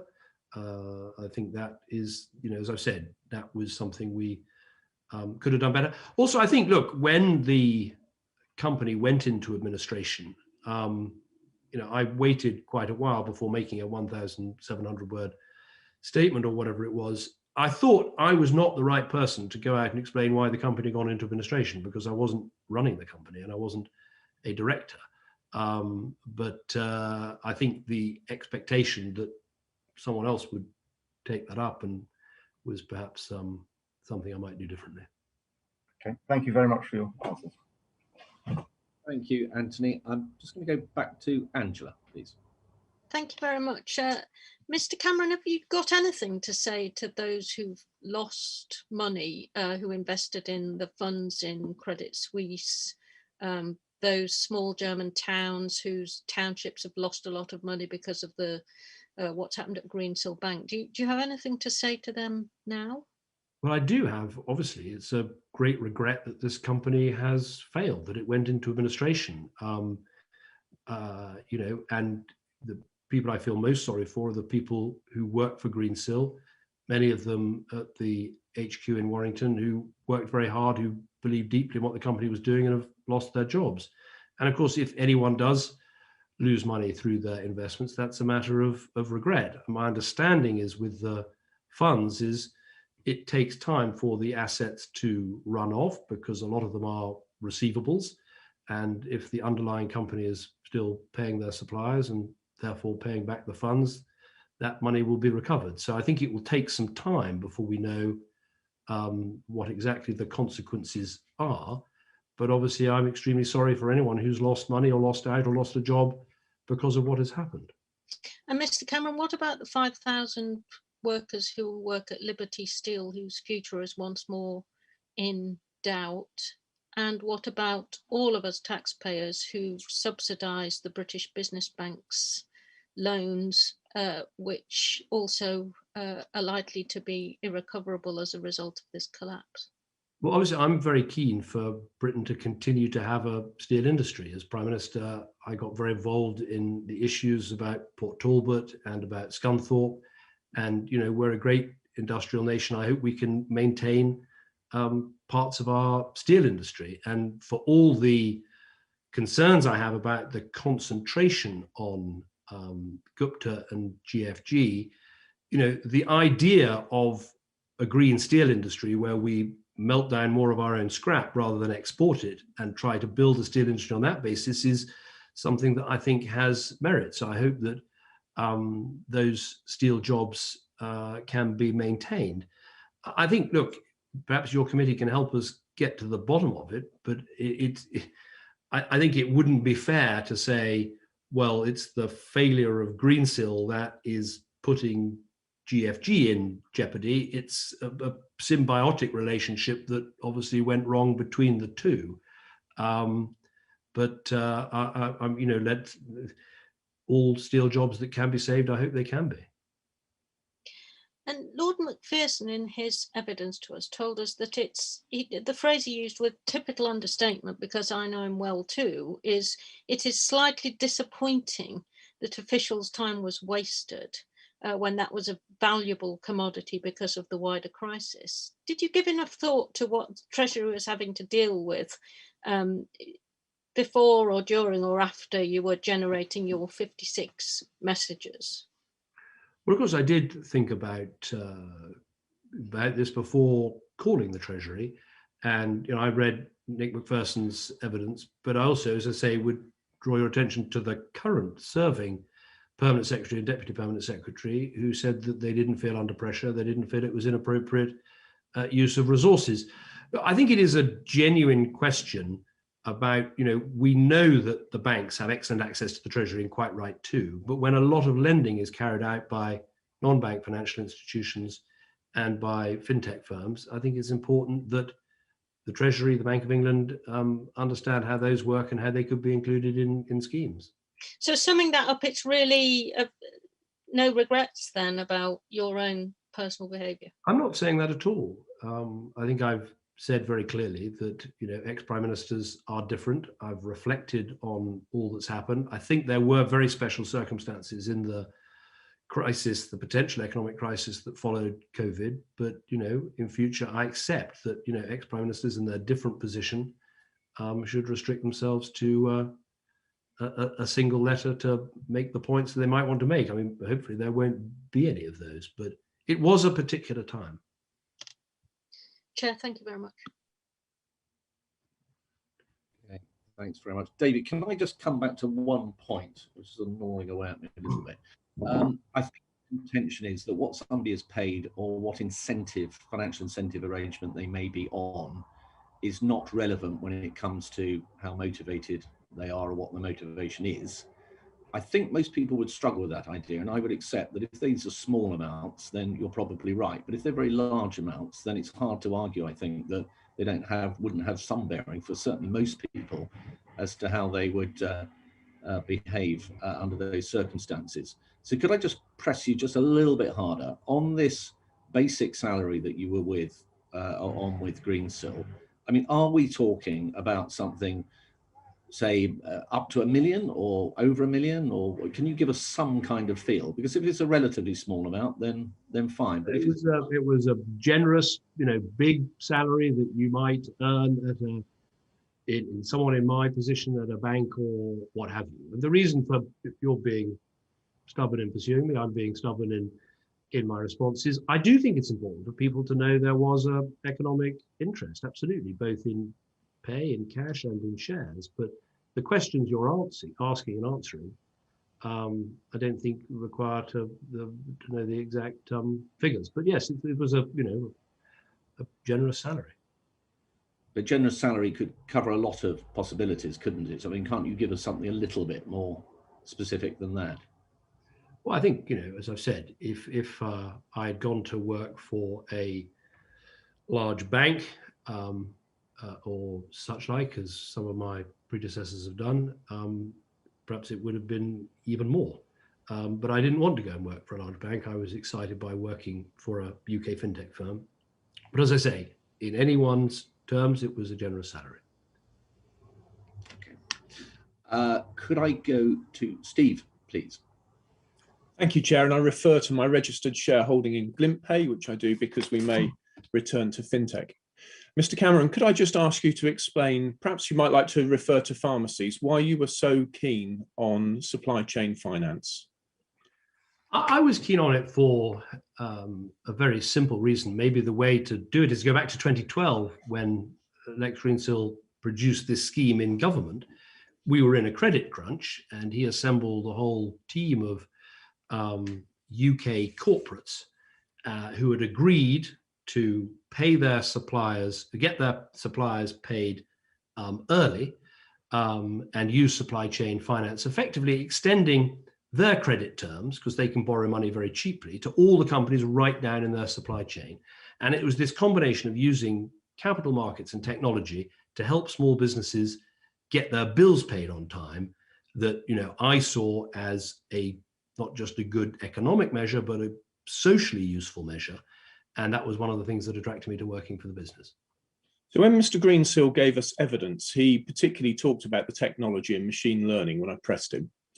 What's your understanding about the extent to which those future prescriptions were certain? Well, if you take the NHS example, so to start with, my understanding is the first scheme was literally, instead of the pharmacy waiting, 30 or 40 days for the NHS to cough up the money, as soon as they had the invoice approved, they could get the money from, at that stage, Citibank. So that was classic receivables finance. What changed with the new scheme was that an algorithm was being used to help predict the prescription behavior of each chemist, and so they could get the money in advance of actually making the prescriptions. Yeah. Now, this was incredibly popular with pharmacies. I mean, a lot of them saw their cost of capital plummet. They saw cash flows to their business improve, and it was a very successful scheme. Now, I wouldn't overdo the extent of machine learning and artificial intelligence. I mean, it's fairly predictable if you think of the pharmacies in, is it High Wycombe? Wycombe, yeah. Wycombe. You have a regular bunch of customers with regular prescriptions, so it's quite easy to predict. But that was the use of some artificial intelligence, some algorithm to predict it. But I wouldn't overdo it. But that is a future receivable, and people getting paid for it early.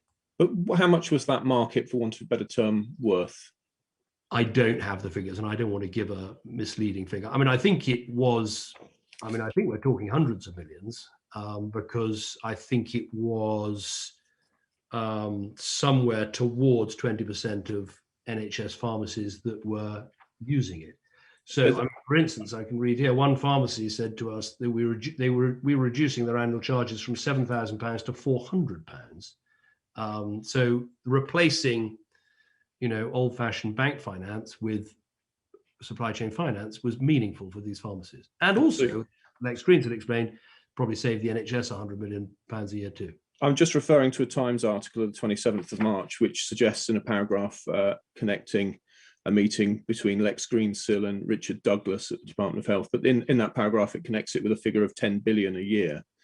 But I think the point I'm making here really is that these are very large sums of money involved when the public sector is really getting stuck into supply chain finance, aren't they? They are big figures, and it does lead to this whole question, why do you need an outside body to do it? Why can't the NHS just pay faster? Which I think is probably something the PAC might come on to when they talk to me later on. But I think that is really worth answering, because the truth is two things. One is there's a lot of bureaucracy in government, and even with the best will in the world, sometimes the early payment just simply doesn't happen, point one. And point two, I think Nick Macpherson in his evidence to you was very clear about this. He said, although the Treasury is in favour of it in theory, in practice, early payment means the Treasury borrowing more money and paying more interest on it.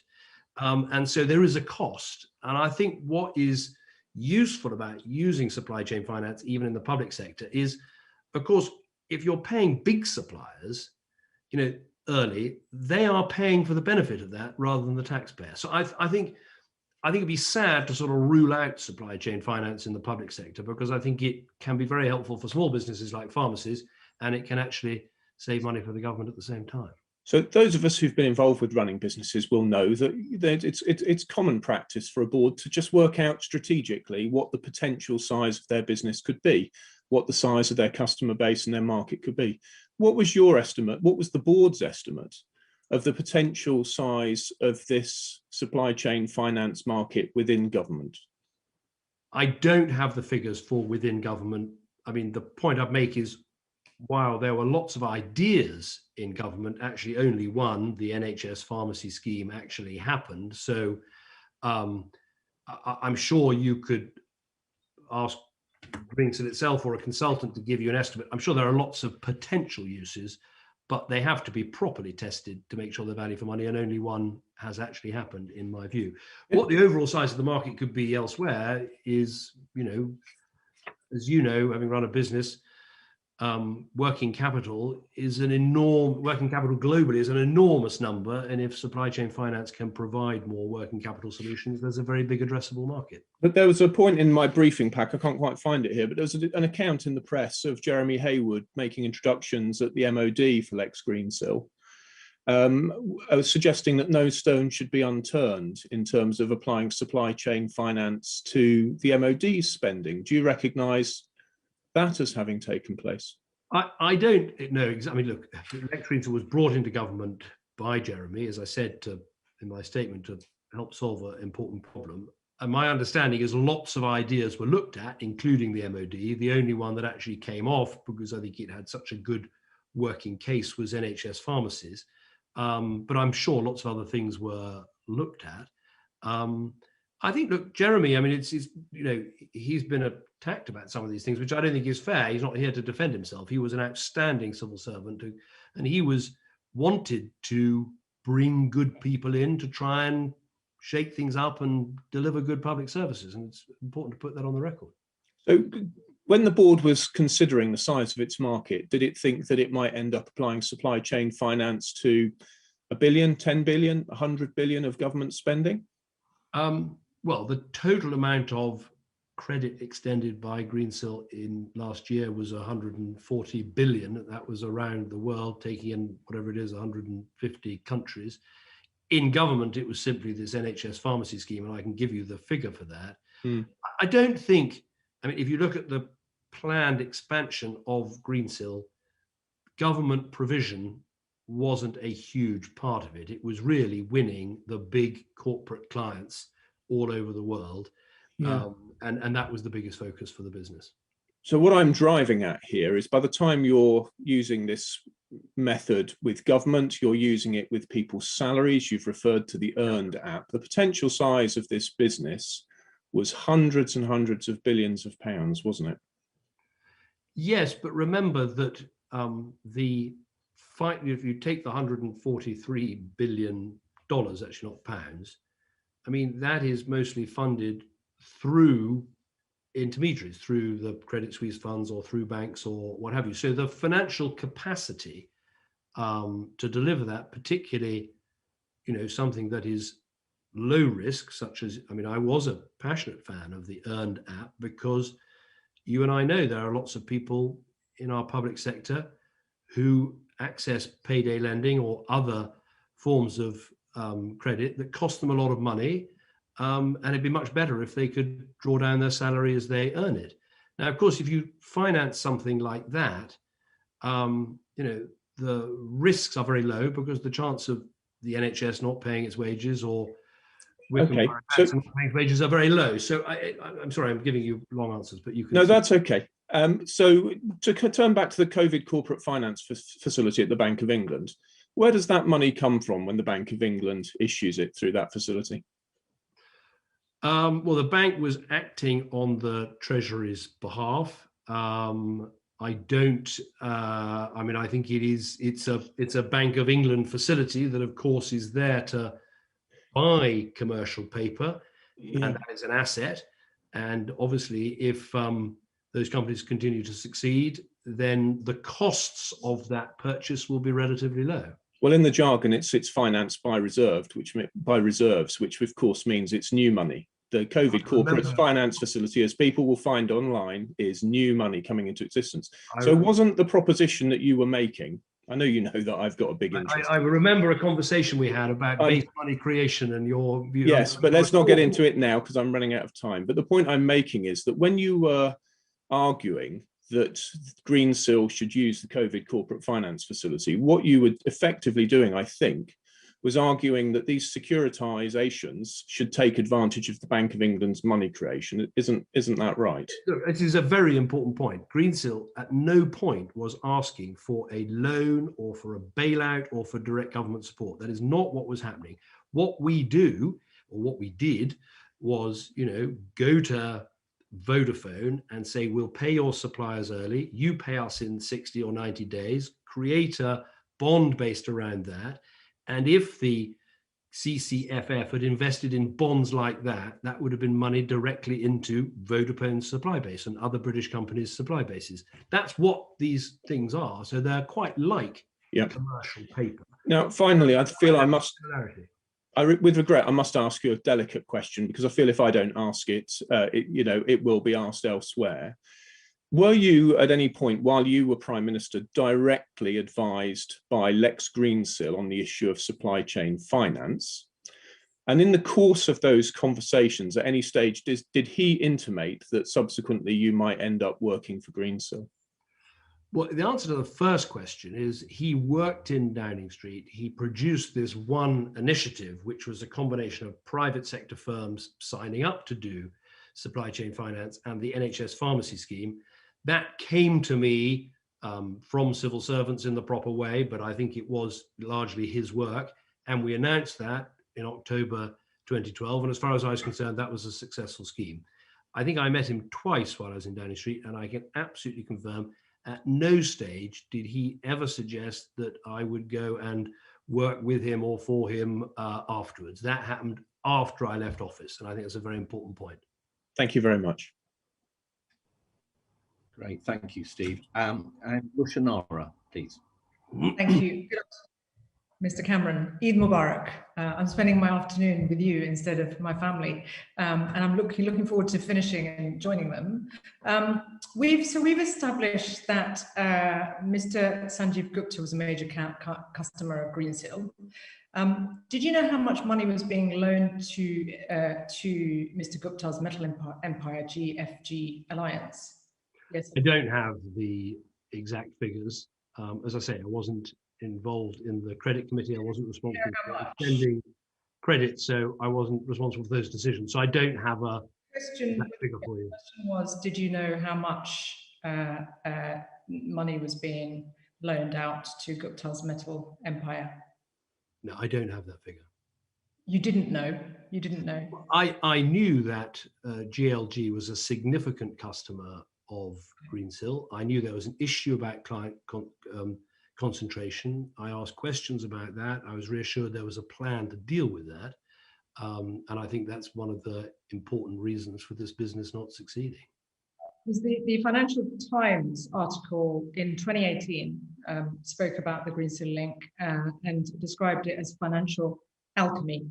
And yet you talked earlier about doing the due diligence, and it seems like for someone who ran our country, that perhaps that due diligence didn't serve you well ultimately. I'm going to move on to another question. We established in the earlier comments and also the evidence you've submitted that you lobbied the Chancellor. You also lobbied the then Business Minister Nadeem Zahawi in June 2020. His department is responsible for the British Business Bank. And my understanding is that you are pressing for a maximum loan to Greensill that could be made under the Treasury's coronavirus large business interruption loan scheme, which was increased ultimately from 50 million to 200 million, and that was crucial. And so could we infer from what ultimately happened, which is that 8 times 50 million pounds of loans were split, and Mr. Greensill's company were able to then give that loan to GFG linked companies, that lobbying effort, that intensive lobbying effort ultimately did pay off? No, I wouldn't say that at all, because the Greensill approached, as I understand it, the British Business Bank to be accredited as a lender under these schemes, something which I had absolutely no involvement with. And it was accredited, as I think were some other fintech firms, not just traditional banks. So that was a successful approach. When Greensill asked to be raised to the higher level, that was ultimately rejected, I think, by the British Business Bank and by the Treasury. So no, I wouldn't agree with that formulation at all. Okay, so did you, can I just check, did you discuss the British Business Bank as a possible route to getting funding for Greensill at your meeting with the Bank of England? I don't believe I did. As I say, I wasn't at all involved until the moment of asking whether it could go up to the higher level in the British Business Bank accreditation process. My involvement with the Bank of England and the Treasury was all about the CCFF, because that was where I think we were most enthusiastic about having a product that we thought was even better than what they were suggesting and fitted in quite well. And did you have, so you're pretty confident that you didn't discuss the other scheme, the CLBILS scheme, with the bank? What about, did you have any discussions with Nigel Boardman, who was a non-executive board member of the... I must qualify something. Of course, Richard Sharp, I did have there's an email, text exchange in there. Richard Sharp, he wasn't at the bank at that stage, he was at the Treasury, but just make that point. Sorry, your question about Nigel Boardman.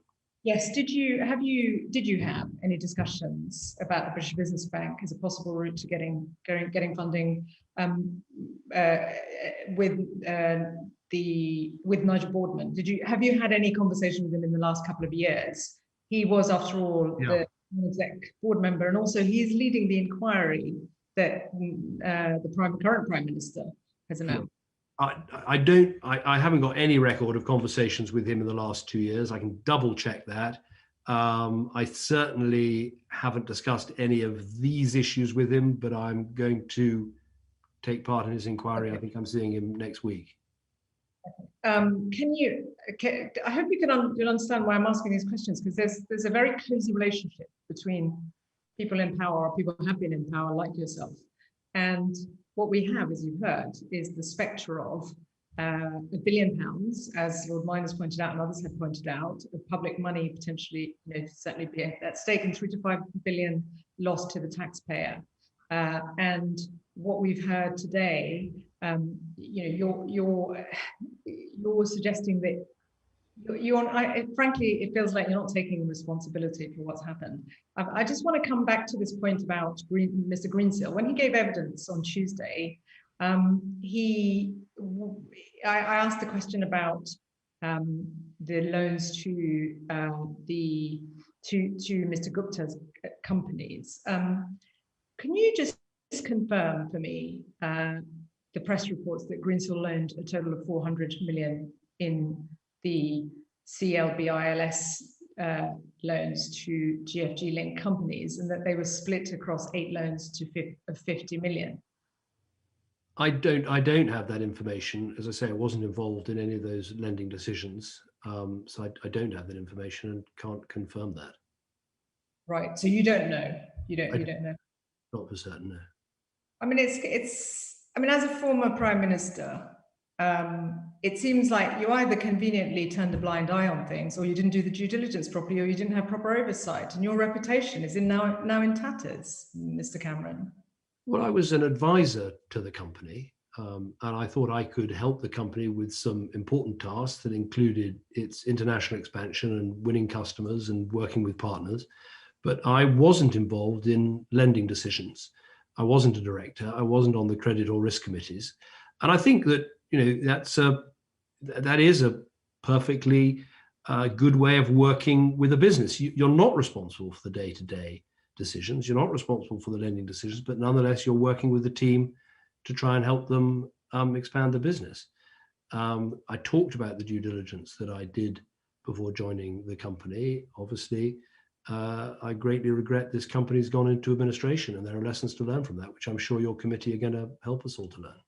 But the issue here is that Mr. Greensill's company did find a way of circumventing the 50 million cap, and ultimately 400 million pounds worth of government taxpayer-funded loans were made available to Gupta. And you know very well the risks to steel workers, thousands of them, and the wider impact on people and the taxpayer.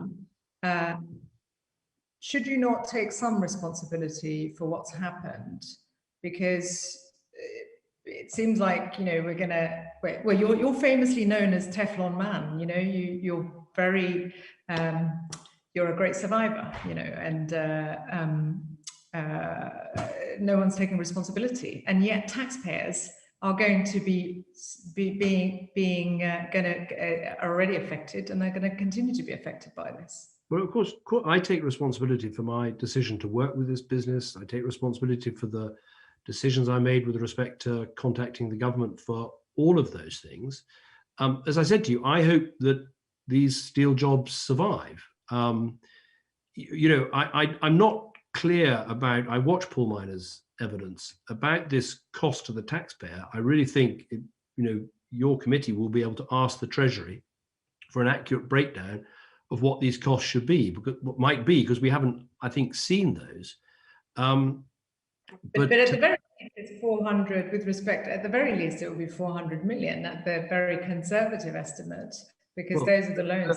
Well, I think the difficulty is that, it is a criticism of Greensill that it was overexposed to Gupta and lent too much money to Gupta. But if you're saying that, it's hard to say at the same time that it wasn't trying to support jobs in the steel industry. I think perhaps the problem is there needed to be more skepticism from Greensill about Gupta and what was happening, rather than believing that actually the vision would be turned to reality. But we're getting a bit beyond our brief. But I think it's going to be a while before we know how this works out. But I hope we'll be able to have as many steel jobs in this country as we possibly can.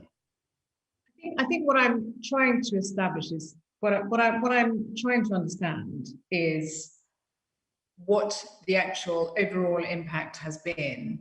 You've been given a very hard time about the lobbying operation, and I would say that from ultimately from what happened, your association with Greensill and the lobbying operation that took place did actually in the end benefit the company that you were working with. I don't follow that argument, I'm afraid, because what we were asking for, an extension of the CCFF to include supply chain finance, didn't happen. The Greensill's accreditation with the British Business Bank didn't involve any lobbying at all. It was Greensill going through the accreditation process. And like some other fintech companies, it was accredited as a CBILS lender. So the argument you're making, I don't follow, because actually, ultimately, the lobbying effort was unsuccessful. The Treasury gave good reasons for that, as I said in my evidence earlier. And the Treasury also announced this new scheme. It was the Treasury Department, not BIS, not the British Business Bank, which was the CLBLS scheme. So anyway, the point here is that this company ultimately did manage to access, through these 8 different £50 million loans, which were then provided to companies associated with Mr. Gupta, which has left the taxpayer short.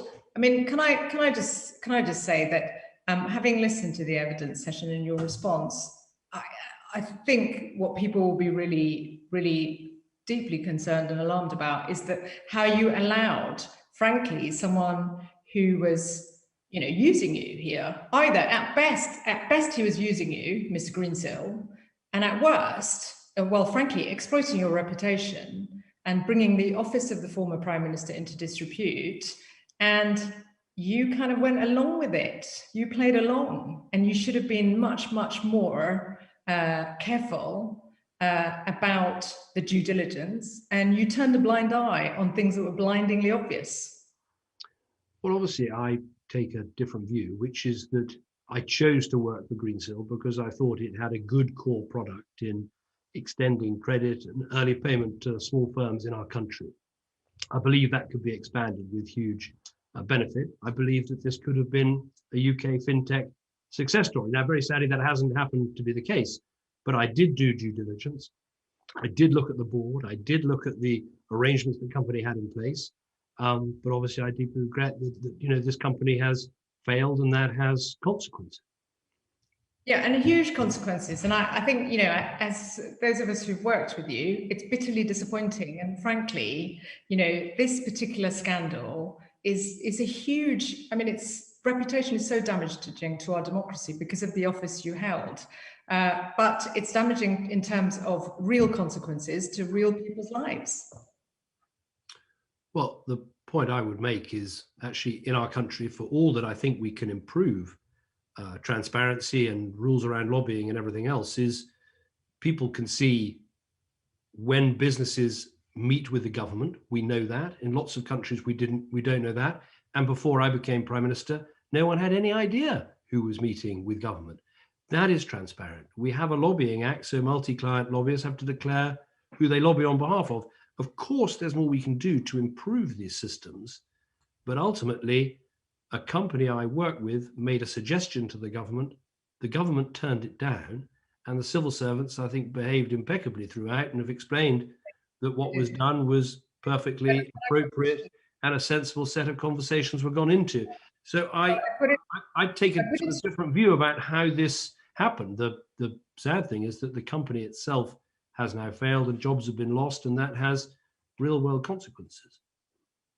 But I put it to you, Mr. Cameron, that what happened, and this was, don't forget, at a time when the government was dealing with public procurement contracts. You know, we now know that there was a separate VIP lane for government contracts, and your intense lobbying as a former Prime Minister made it very uncomfortable for ministers and for officials. And in the end, what I put to you is that, yes, the Treasury and others said no to you politely, but they found another route for you, which was through the British Business Bank and through the department, and that allowed. And if you look at the chronology of the announcements and that was made, that where the coronavirus large business interruption loan was introduced, it was done after that intensive lobbying. And I put it to you that actually you were successful ultimately in making sure that that company did benefit.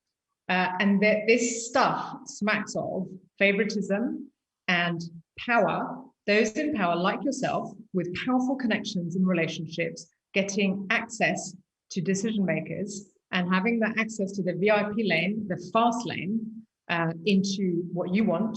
And that is fundamentally damaging to our democracy, and it puts the civil service, the impartial nature of our civil service, at a you know, in a very difficult position. And you should have known better, Mr. Cameron, not because of the thing you've said about lobbying. You were the architect of the Lobbying Act. You should have known better. And frankly, it's bitterly disappointing.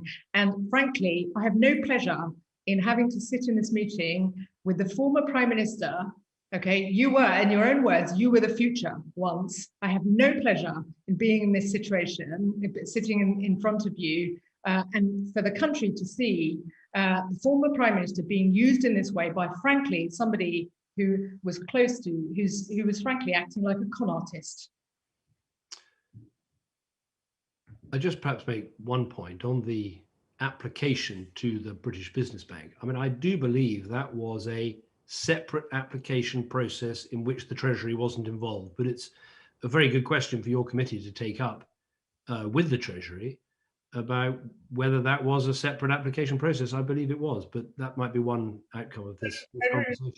For announcing it. I'm very grateful to your time. I'm simply saying it's deeply disappointing, and I hope out of this episode and out of that experience that you've had, that we can make sure that no Prime Minister is ever caught up in a scandal of this nature, because it's bad for our democracy. It's bad for our impartial civil service. You will never be disassociated from the office of Prime Minister around the world. And even though you're not from my party, I have huge respect for the position of Prime Minister and a former Prime Minister, and it's bitterly disappointing what's happened. This whole episode is appalling for our country and our democracy. Right. David, unless you had anything further to say, I think that brings us to the end of this session. It's been a very difficult session, I think, for you, David, in a number of different ways. And undoubtedly, the committee has been robust and in some cases extremely robust with you. However, we are a courteous committee. We do very much appreciate you having appeared before us today, and I know you would have found it difficult in part, but you did stand up and be counted and come and sit in front of this committee and take our questions, and for that we are grateful. And that concludes this session. Order. Okay, thanks very much. Thank you. Thanks very much. Committee room 18.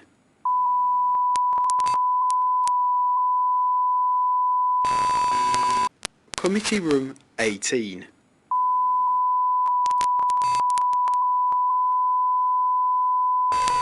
Committee room 8.